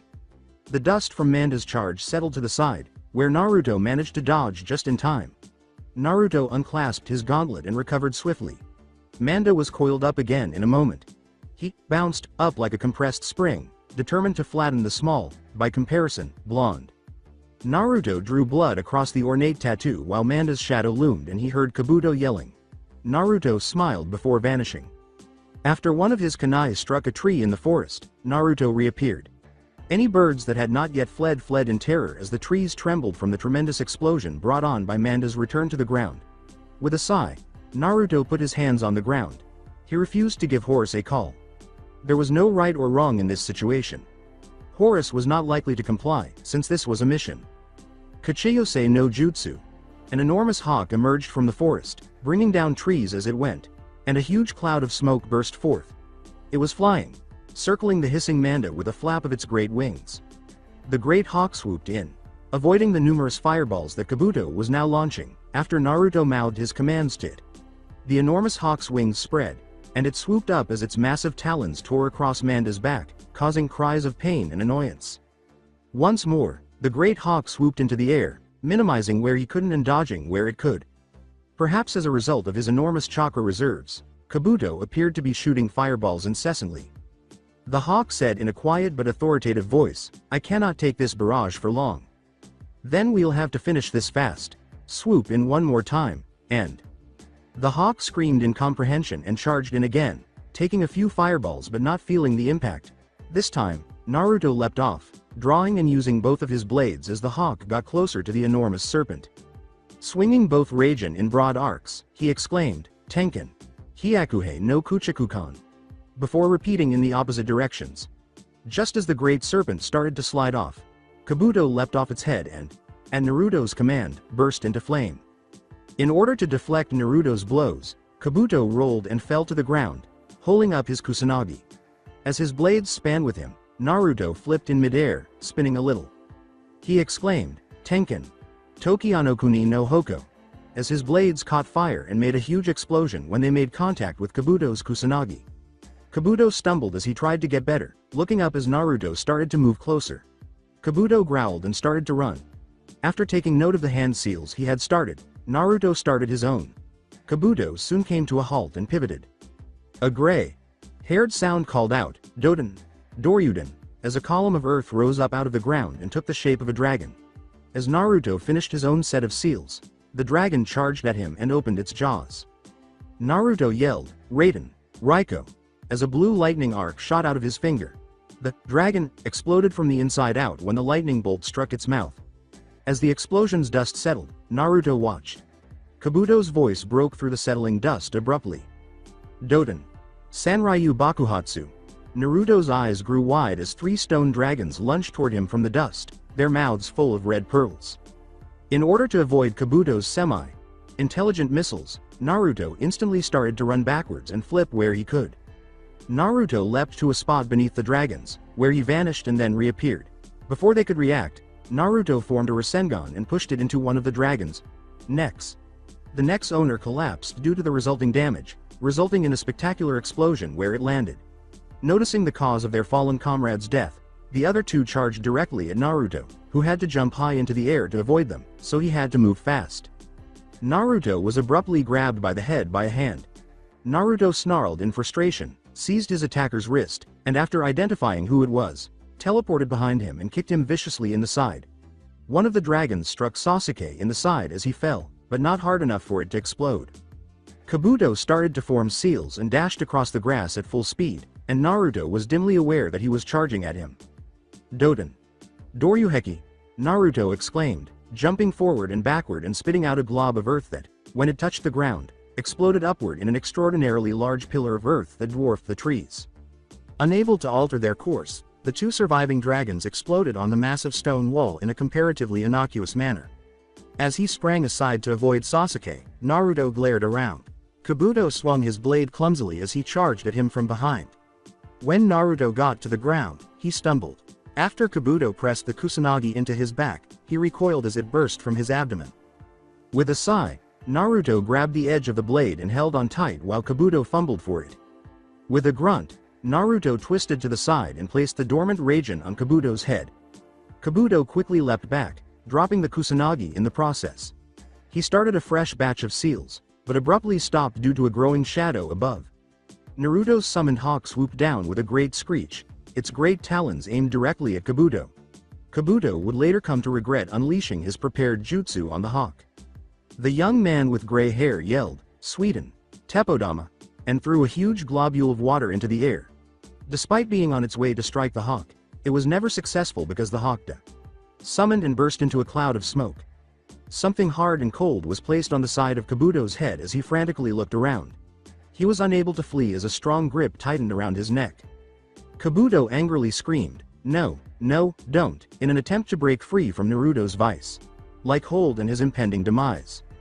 Kabuto hummed briefly and then dropped to the ground, twitching a little before remaining motionless. Perhaps as a sign of his ability or readiness, Naruto realized that he had never placed a seal on Kabuto. Naruto coughed up a glob of black blood and collapsed onto one knee, wincing as he forced the kusanagi out of his waist. He looked around, and then he heard a cry from above.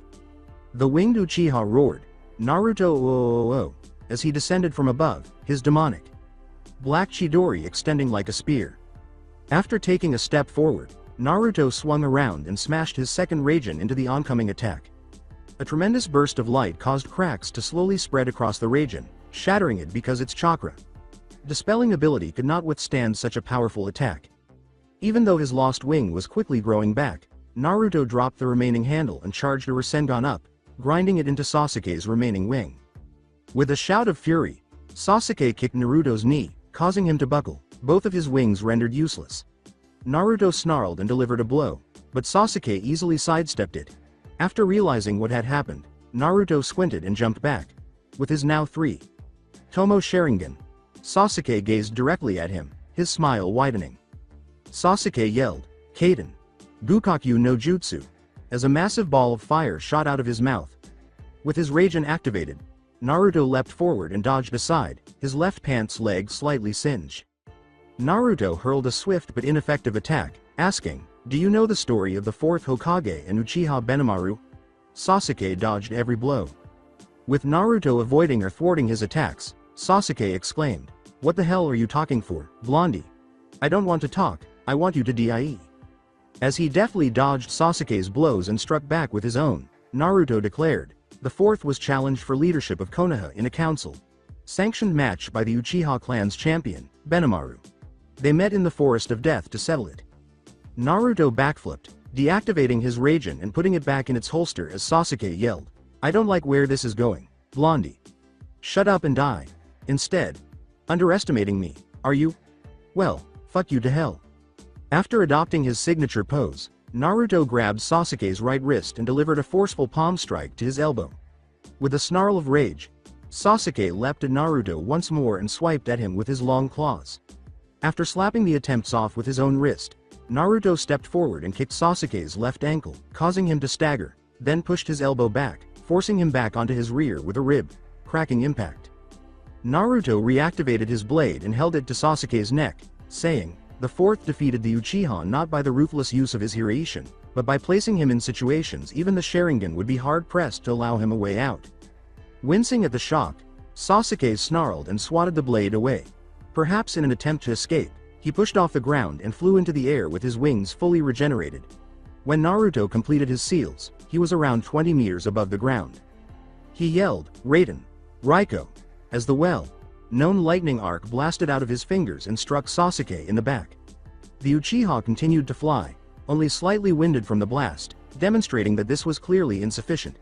Naruto teleported onto Sasuke's back and gave him a hard double kick to the back after cursing briefly. Surely more bones splintered as Sasuke fell to the ground, hitting the ground with a sickening crunch. Naruto landed close by, his Rasen ready and activated. Unsteadily, Sasuke stood up, barely able to bear his own weight. Even though his regeneration was effective, it didn't lessen the obvious pain he was experiencing. Sasuke snarled and shook his rather long mane of hair before sprinting in Naruto's direction, quickening his pace and making a lunge. With a quick motion, Naruto stepped aside and kicked Sasuke in the stomach.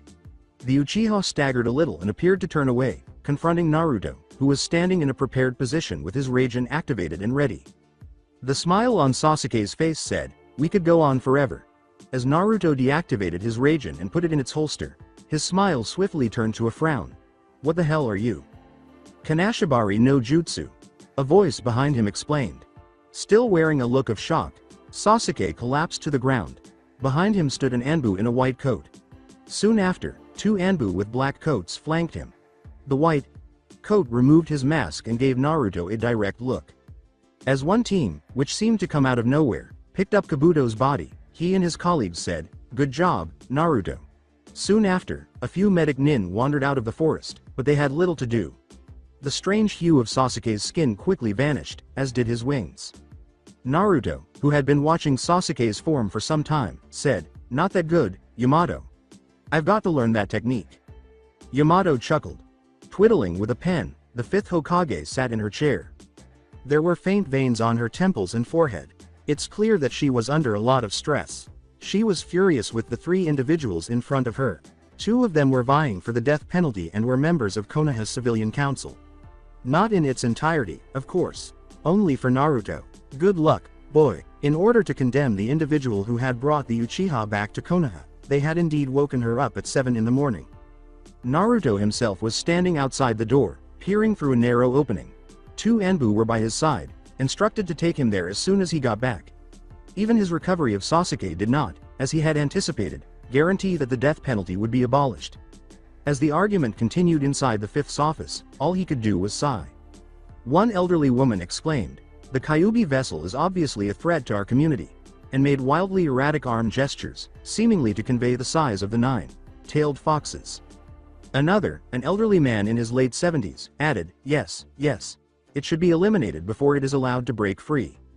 The last council member, the only one who wasn't entirely in favor of skinning the so-called Kyuubi vessel, stated, "While I, too, am inclined to wish for Uzumaki Naruto's death, on the wishes of our citizens, I find that he is no more a threat to Konoha than Uchiha Sasuke is." He was Mitokado Homura, the only civilian council member who had become quite friendly with Naruto as a result of the third's influence after many encounters. The final statement made Tsunade a little more alert. She turned to face each council member individually, putting her eyes back on Homura after giving him a small smile that was not reciprocated. With her own and the other's eyes focused on the elderly man, she asked, "What, then, can you suggest, Mitokado-san?" With an internal struggle, he uttered the word, "exile." The other two protested slightly, still demanding execution, but Tsunade thought about it for a moment. With a sigh, Tsunade turned her chair to face the window. Only divine intervention could have prevented her from completely destroying the two idiots behind her, as her brow was stretched into a frown. Her amber eyes flashed with thinly covered anger as she turned around, restraining herself in a remarkable display of poise. She looked directly at each council member and said, "You are condemning him to life as a missing nin. At least grant him a position somewhere in an outpost away from here. Give him some meaning." Naruto felt moved. Tsunade was fighting for his life, really. It was greatly appreciated even though he was unable to explain what he had done to earn it. Homura was speaking up again, and Naruto's thoughts were drawn to her. "We have an outpost, an embassy, if you will, a great distance to the west of here, in the area known to us only as Roppu. We have established a small outpost there to conduct relations, and it's nearly halfway across the globe." Homura was staring straight at the fifth. "I already have another shinobi there, but he's due to return. It's convenient and we'll not see him for quite an amount of time." Tsunade let out a sigh. Shutting the door behind him, Naruto entered his apartment. Although the council had pushed for the implementation of a mock trial, the Hokage's decision was scheduled to be made public in the afternoon. Naruto could only wait and do nothing. After falling to the ground due to Ino's outburst, Naruto picked up one of his books. Though he couldn't have hoped for much more, he had heard that she had been given a very light sentence. And then he realized that he was fainting. He staggered back and collapsed onto his couch, instantly losing consciousness. Is it poison? As darkness took over his senses, he thought. All of a sudden, there was a person at the doorway of the literal light at the end of the dark tunnel. The familiar voice said, "Yo. I'm glad that even one such as yourself has the sense to heed my threats." Naruto was sitting on the same white couch, facing the same odd, gaudy box, in the same white room. He turned to face the other, who was seated on a black chair across the room with his legs crossed. Apparently, the other was reading a book about the art of war. At last, the other set down the book and raised his head, a smile spreading across his face. Gazing directly at his opponent, Naruto questioned, "Would you really have done it?" His smile changed to a malicious one, then to a sheepish frown, as he said, "Hell yes. I wouldn't want to, but I would." "Why?" Naruto inquired, mirroring the other's leg folds. He shifted slightly and said, "Stupid question, then again, understand this, my friend. We are both parts of a person's mind. You know this. I am Uzumaki Naruto's drives and instincts, and you are Uzumaki Naruto's conscience and sense of reasoning. The ego was supposed to do that, but since he doesn't exist anymore."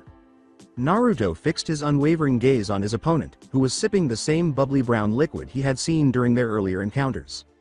Your sense of reasoning has been corrupted by your function as a part of the psyche, that is to say, your reasoning not includes the clause, for the greater good, and therefore you are willing to kill Uzumaki Naruto in order to make the world a better place," said the other, lightly flexing his index thumb. "I do not agree to this. Because you are the ID, the chaos and the driving force?" Looking directly at Naruto, the ID said simply, "No, because I am his humanity. Do you know why people have both a super ego and an ID?" Naruto started to say something but was interrupted right away. The other said, "No, you don't. Your logical explanations will do you no good here. One is the embodiment of his human nature and the other, the embodiment of the wish, the logic that one could be more than human." Naruto was perplexed. The super ego in itself is the desire to do good, whether good is bad in any context. A being made purely of a super ego is bound for insanity, as he would, after the better part of 4 seconds, that nothing is black or white, which brings us to you. You are both the super ego and half the ego, and are therefore able to mediate between your experiences. That, however, still makes you a self-righteous zealot, but, hey, what can you do? Naruto frowned and said, "But that, in turn, would inquire that you have half of the ego within you as well, and that you would be able to control your experiences as well as I can mine." The other tossed Naruto a cookie and said, "Here's a cookie. Why, pray tell, do you think I didn't rape Sakura, slaughter the village, and brutally mutilate Orochimaru's body?" Despite the fact that the examples made him shudder, Naruto nodded. While munching on his own cookie, the other person remarked, "Don't want Sakura now, though." Naruto averted his gaze. "So, anyway. Back to the topic. I hope you understand this. No matter how the ego mediates between my desires and my actions, I will do whatever it takes to keep Uzumaki Naruto alive, be it killing every single soul in that disgusting village, or just killing people in general. Why are you telling me your reasons all of a sudden?" The other grinned and said, "Because we're going to die and I don't get to talk to you much." "Die?" The other questioned. "Why did I let you handle Orochimaru's lapdog and the emo faggot?" Naruto gave a small shake of his head. "If I had appeared, I would doubtlessly have annihilated every last trace of them from existence.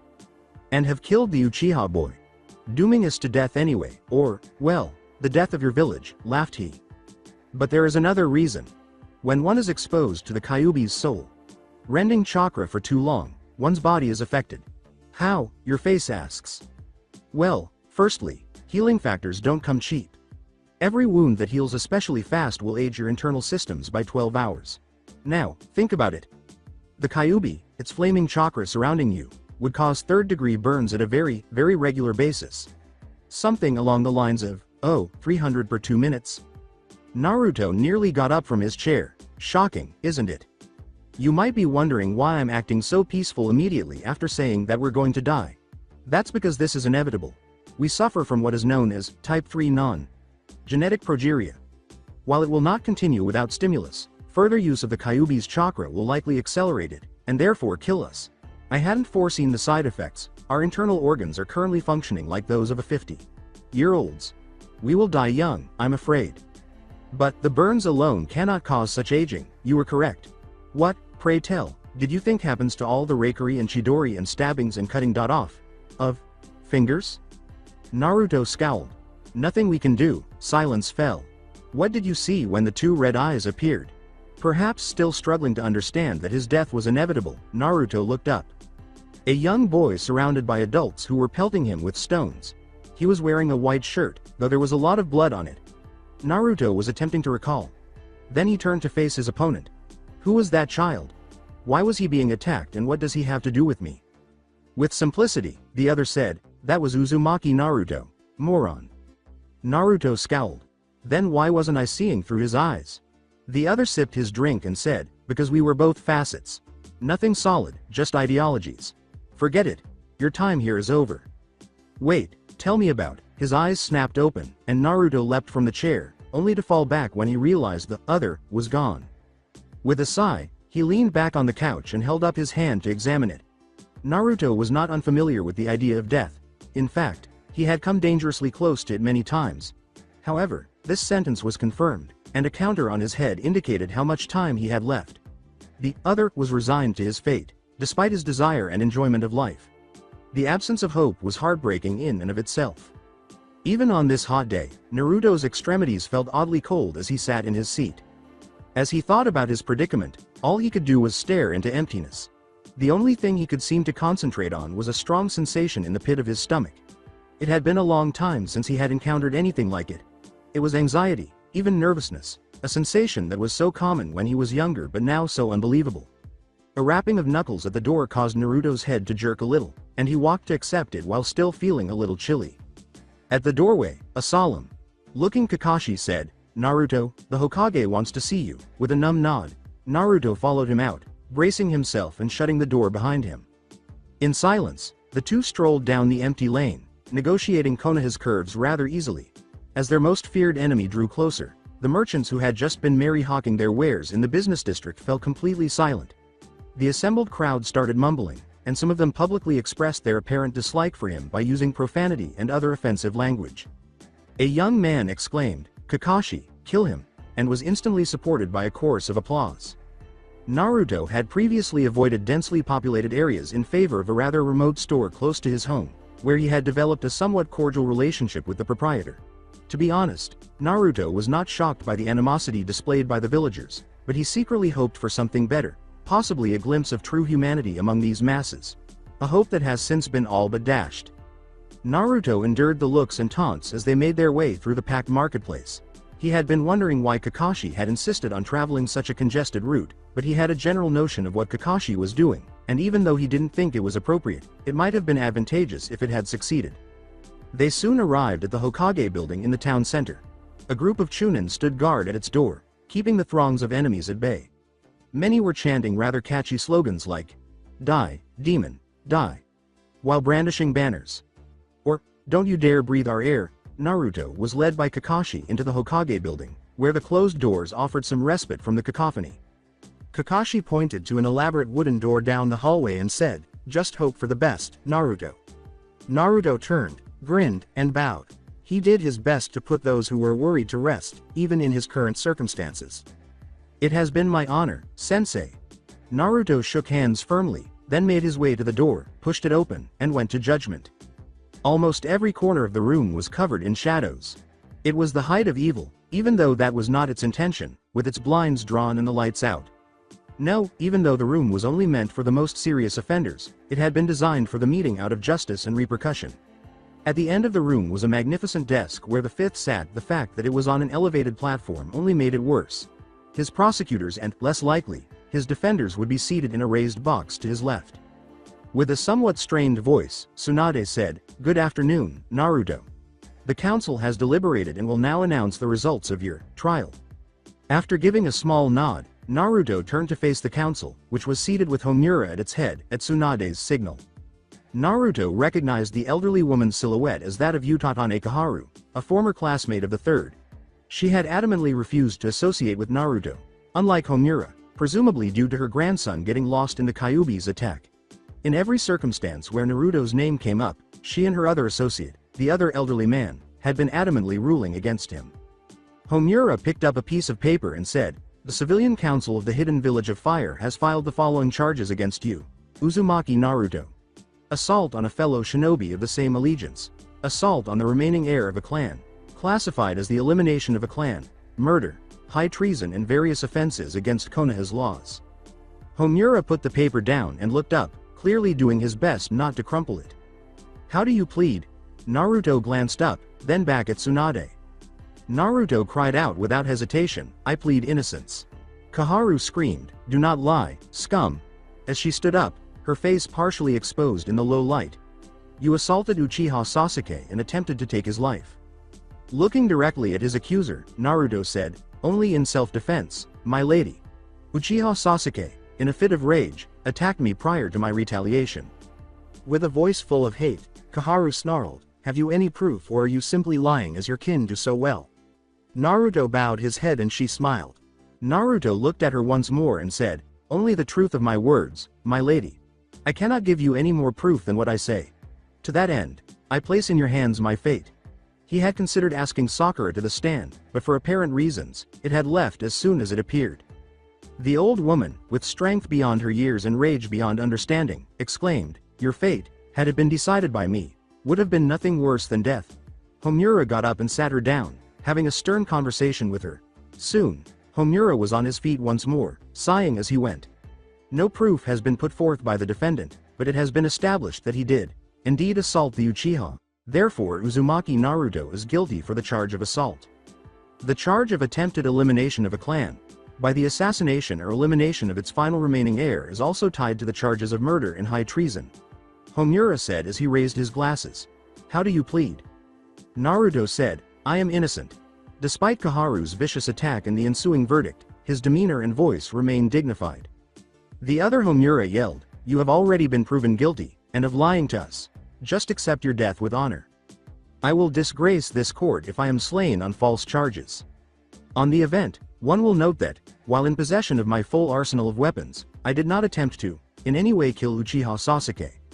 I merely intended to incapacitate him as he was on the verge of utilizing a B-rank assassination technique, the Chidori, said Naruto, as he looked each of his juror gaze.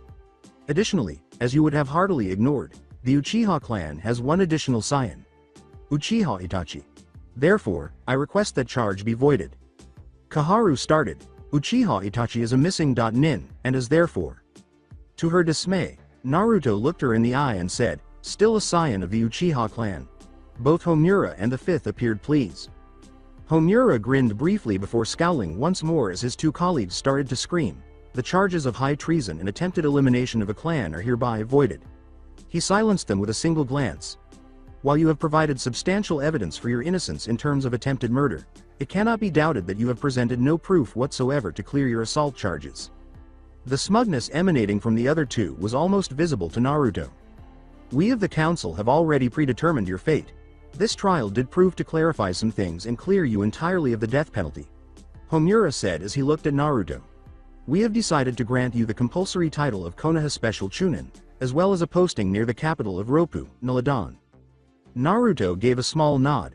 Perhaps well aware of his own folly, Homura declared, as our ambassador to that region, you will be in charge of maintaining whatever relations we have with them and stopping any sort of military conflict, should any begin.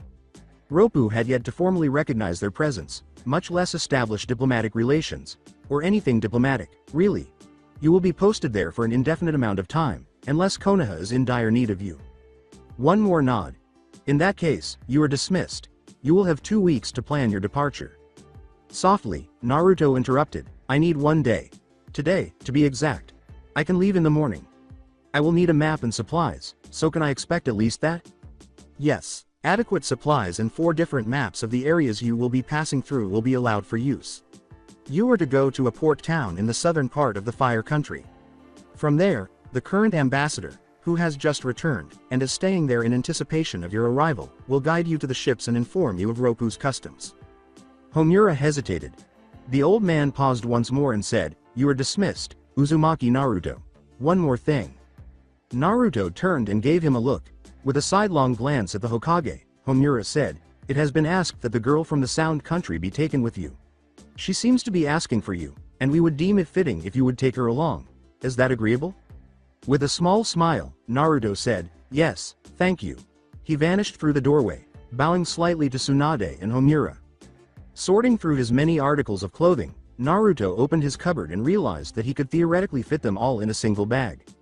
Though a glance at his current ripped and tattered wardrobe was sufficient to answer his silent question, he still pondered why he had so few clothes. From the depths of his cupboard, he retrieved a woolen jacket, folded it, and tucked it neatly into a medium-sized camping backpack on the bed next to it. He took a quick look around his room before starting to fold all of his clothes and stuff them into his bag. Naruto's attention was caught by a faint knocking sound coming from the living room. After a few careful steps, the door was opened, revealing Mitarashi, Anko, and Kakashi. Anko gave them a feeble smile in response to Naruto's, but it vanished as Naruto opened the door for them. Naruto rushed into the kitchen as they took their seats in the living room. He produced some chocolate chip cookies and a small fruit basket, its contents still fresh. Gazing desirably at the cookies, Anko said, wow. Who gave you those? Naruto just grinned. Naruto ducked back into his own room and said, I got them from Katetsu and the staff at the administration building. The fruit basket, too. Anko said, Naruto, how are you feeling? After pausing in his folding, Naruto turned around and smiled in a way that no one could see. He folded the final pair of pants and tucked them into his bag, saying, fine, Anko-san. Just fine. Would you happen to have any spare camping bags around? Kakashi and Anko exchanged glances. Yes, Kakashi paused before continuing. Why? Naruto muttered, the girl's coming as well. I'm guessing Konoha doesn't want any undesirables within their walls at all, as he chose a few books from his bookshelf and walked out into the hall. Why are we all so somber again? Kakashi let out a sigh. Exasperated, the gray-haired Junin said, why are you pretending, Naruto? I know you love this village and I know. Naruto interrupted, a lot, I guess. He laughed a little, then went on. I do love this village. I truly do. Then why are you pretending to enjoy this? I'm not. I really am enjoying this, Naruto said, taking a moment to examine some of the books he was holding. Would Momotaro be a good book to bring along? Naruto, Kakashi, disregarding the remark, said. Naruto sighed and put his stack of books down after turning to face two gravely serious faces. Naruto sat down in his chair and said, I will be doing my duty to Konoha, and that is all that matters. His smile vanished. He went on, holding up a hand to silence any queries or cries. I've just found out a lovely little thing from someone and I'm really not in the mood for feeling like crap right now. I don't want anyone to worry, and I don't want to worry. Anko started, but we care for you but was interrupted. I won't be here for very long now. I don't want anyone to think of me in a worrisome context. I can take care of myself now, and it's thanks to you guys and all the others who've accepted me, said Naruto with a broad grin. Soon after, Kakashi got up to go, and after giving Anko a quick glance, she got up too. When he found a spare bag, Kakashi promised to bring it, and Anko offered to bring some clothes, which surprised Naruto until she clarified that they were for the girl. After shutting the door, Naruto proceeded into the kitchen, where a tiny bottle of apple juice was waiting for them. He sipped his juice after taking a quick glance out the window, where the sunlight appeared nearly gray. Naruto entered the damp-looking cell after passing through the numerous rows of metal gates and the security, in preparation for their eventual transfer to the maximum security facility. The just interred or temporary convicts were housed in this containment cell in Konoha. After breaking out here once before, the redhead, still regarded as a threat, had been put here once more. As he came closer, she glanced up and took a few weak steps forward, grabbing the bars between them. In a reassuring voice, he said, just a little while longer. You'll have to wait just one more night in here. Perhaps still suspicious of her mentor's murderer, she gave a slight nod. Even as he posed his subsequent query, Naruto's eyes remained fixed. May I ask what your sizes are? The girl appeared perplexed. Your sizes. Body sizes. He repeated his query at the end. With a somewhat irate tone, the girl said, what the hell are you, you perverted piece of... He interrupted her before she could finish, saying, now, please don't jump to any conclusions. I cannot allow you to run around in just those. After giving him a long look, she used her index finger to signal for him to approach. She whispered what he needed as he pushed his ear closer to the bars. With a blank expression, Naruto said, thank you. Do you have any color preferences? The girl's face was red. She looked him in the eye and shook her head. Well, then, you'll be released tomorrow morning. We leave immediately after. I have a backpack for you at home and am currently stocking up on supplies, as I am quite certain that the village will attempt to give us less than what we need, he replied with a slight grin. She looked perplexed and said, going? Where are we going? You're going to be my diplomatic aide. What? To where? She inquired, her confusion still evident. Naruto pulled up a filthy wooden chair by the cell and sat down, saying, Roppu in the west, past the sand and the earth. It's somewhere most have never heard of, and even less have seen. I've been told that Roppuian merchants were the first to bring those mechanical objects here. With what accounts we have of them, they seem to be a very technologically advanced culture, though their knowledge of jutsu and chakra is limited, to say the least. The redhead just gave a nod. Although Naruto hoped she would have grasped the main idea, she doubted she fully understood. Suddenly, a thought sprang into his head. Glancing at the redhead, he said, it just occurred to me that we don't know each other's names. He then grinned. My name is Uzumaki Naruto. May I ask what yours is? The girl appeared confused. Mine is Tayuya, just Tayuya. Naruto grinned and remarked, it is a good name. A leaky pipe occasionally dripped down the tunnel as they sat in comparatively quiet silence. A Chunin soon came in and told Naruto that his time was up. Naruto got up and grinned as he wished Tayuya a pleasant evening. The fact that she was feeling less depressed made him a little happier as he left the administration building. Her fiery temper was slowly returning, but he had a sneaking suspicion that this might not be good for him. It would be challenging to travel with someone who gets angry easily. Naruto soon found himself staring out the window at an azure sky as the night flew by. After completing his daily cleansing routine in the restroom, he returned to the room. He raised his camping bag and slowly put on his 2 heavy swords.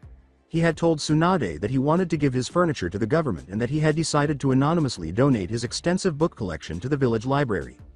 He opened the door and took one last glance around his room before leaving with another, slightly smaller bag. Tayuya was being escorted by 2 Anbu when Naruto arrived at the front gates. He led Tayuya to the gate, where a small merchant caravan with a Chunin driver was waiting, grinning slightly and bowing. He was pulled aside by one of the Anbu. "We have placed a restriction seal on the young lady. She will be immobilized if she goes further than 70 meters from you. To instantly immobilize her, simply shout the word, Shushi, while utilizing a bird seal. To deactivate this type of immobilization, simply release the seal. To deactivate the actual seal itself, you have to utilize a Gyaku Gokuen technique, though the instant immobilization is still usable." The Anbu then demonstrated a bird seal. "Please wait here. The Hokage is coming to see you off. Good luck, Naruto." The Anbu waved and vanished as Naruto nodded. His associate also vanished. Naruto turned to face the northern road, where Tsunade was approaching with a small group of random classmates and administrative staff, as well as Kakashi, Anko, Katetsu, Azumo, and Jiraiya. Naruto waved and grinned. Tsunade grinned and exclaimed, "Naruto, your Hokage orders you to take care of yourself. Sakura has also asked to be apprenticed under me. She couldn't come because of some sort of familial problem." Still grinning, Naruto nodded and shook her hand. To his surprise, Tsunade gave him a hug. She smiled, released her grip, and took out the necklace he had given her back. She took hold of his hand, slipped the necklace inside, shut it, and gave it a smack. She wiped away a tiny tear and stepped aside, saying, "You better live for this village, and for the third." Next was Jiraiya, who gave him a backslap while grinning lustfully. "You lucky dog. You're traveling with a cute chick who has a controllable immobilization seal," Jiraiya exclaimed, smiling and a little blood dripping from his nose. Naruto gave him an elbow while laughing. With a laugh, Jiraiya took 2 small orange books out of a pocket. Icha Paradise 1 and 2, autographed collectors with extra scenes. With a groan, Kakashi weakly reached and observed the book's gold sheen. Jiraiya stepped aside to receive a slap from Tsunade, and Naruto laughed once more. With a smile and a nod, Naruto said, "Thanks, Jiraiya, Tsunade." To the chagrin of Kakashi, who came next, he pocketed the book. In an effort to reach the books, he came up to Naruto and wrapped his arm around him. He laughed and put his hand on Naruto's shoulder after his hand was slapped away. Kakashi remarked, "You've grown a bit," with a faint smile that was visible beneath his mask. Reaching into his pocket, he took out a small book with a ragged and worn cover. "This is the Junin Technique Manual. I doubt the third gave one to you, but here it is. It's got some basic Junin techniques and a few from the Forbidden Scroll itself, so read it through, huh?" With a handshake, Naruto said, "Thanks a bunch." To Kakashi. The next to step forward was Anko, who kissed Naruto on the cheek right away. He laughed and blushed slightly. "Well, kiddo. You're on your own. Take care of yourself and don't do anything naughty," she said with a wink. She produced a tiny scroll that had a snake-shaped wax seal applied to it. "This was a technique scroll Orochimaru gave me. I never bothered to open it, though I think you might need it, whether to learn Tham or to experiment." With the scroll still in his pouch, the blonde exclaimed, "Thank you, Anko-san." She hugged him, kissed him again, checked her watch, and waved before vanishing in a cloud of smoke. Next to shake Naruto's hand were Katetsu and Azumo. Katetsu said, "You've grown, Naruto." Azumo laughed and said, "Yep, little runt." When Naruto opened the small black book that Katetsu had taken out, he saw nothing but lines. Azumo said sheepishly, "A diary. Didn't know what else to get you." Azumo chuckled and gave him a pat on the back before moving aside. Katetsu followed suit, and the two of them walked back to the administration building with Tsunade. More of Naruto's former classmates and friends, as well as Neji's rivals, arrived to welcome him. As they arrived, Naruto greeted each person individually and accepted their gifts. With some remaining to bid him farewell, the group quickly dwindled and vanished. Inuzuka Kiba, Hyuga Hinata, and her cousin were among them. Naruto was grateful for their presence even though he could only recall a few, mostly unmemorable, moments with Hinata and only the arena with Kiba. Naruto continued to wave as he entered the gates. Naruto wholeheartedly agreed with Jiraiya's gesture, which was made with an invisible pen, telling him to ride back. As Naruto turned the corner, he noticed a head of pink hair in the distance. He watched for a while as the figure came toward him or her, running as quickly as possible, but he or she turned away after grinning. As Naruto made his way down the road toward the merchant caravan, where Tayuya and possibly a fresh start were waiting, the gates of Konoha slammed shut. Another bag had been added to the cart, he observed. Calling for the merchant to leave, he approached the cart and hopped on. He glanced at his companion as they began their journey and handed her the second bag from his apartment. Gazing at Naruto, she opened it and took out a white long-sleeved shirt. Naruto grinned and said, "I told you, I can't have you walking around in tattered attire. Wear it when we get to the port." After taking a quick look at the shirt, Tayuya put it back in the bag, looking a little ashamed. Yes, they were tattered. Were to meet someone at the port. The current returning ambassador and, supposedly, the person who, technically, has the most experience with their customs and mannerisms. Naruto smiled as he turned and took out an apple from the enigmatic bag. Tayuya took a large piece out of it after he threw it to her. Then he produced a tiny bottle that contained white capsules. With a small laugh, he removed the stopper and extracted a capsule. After putting it in his mouth, he turned to see Tayuya staring at him. She chuckled and asked, "What's that?" Grinning, Naruto extended the bottle. "Mints. You want some?" So that's it for today. I hope you guys enjoyed it. Don't forget to like, share and subscribe to the channel for more awesome stories like this. Thank you. See you all in my next video.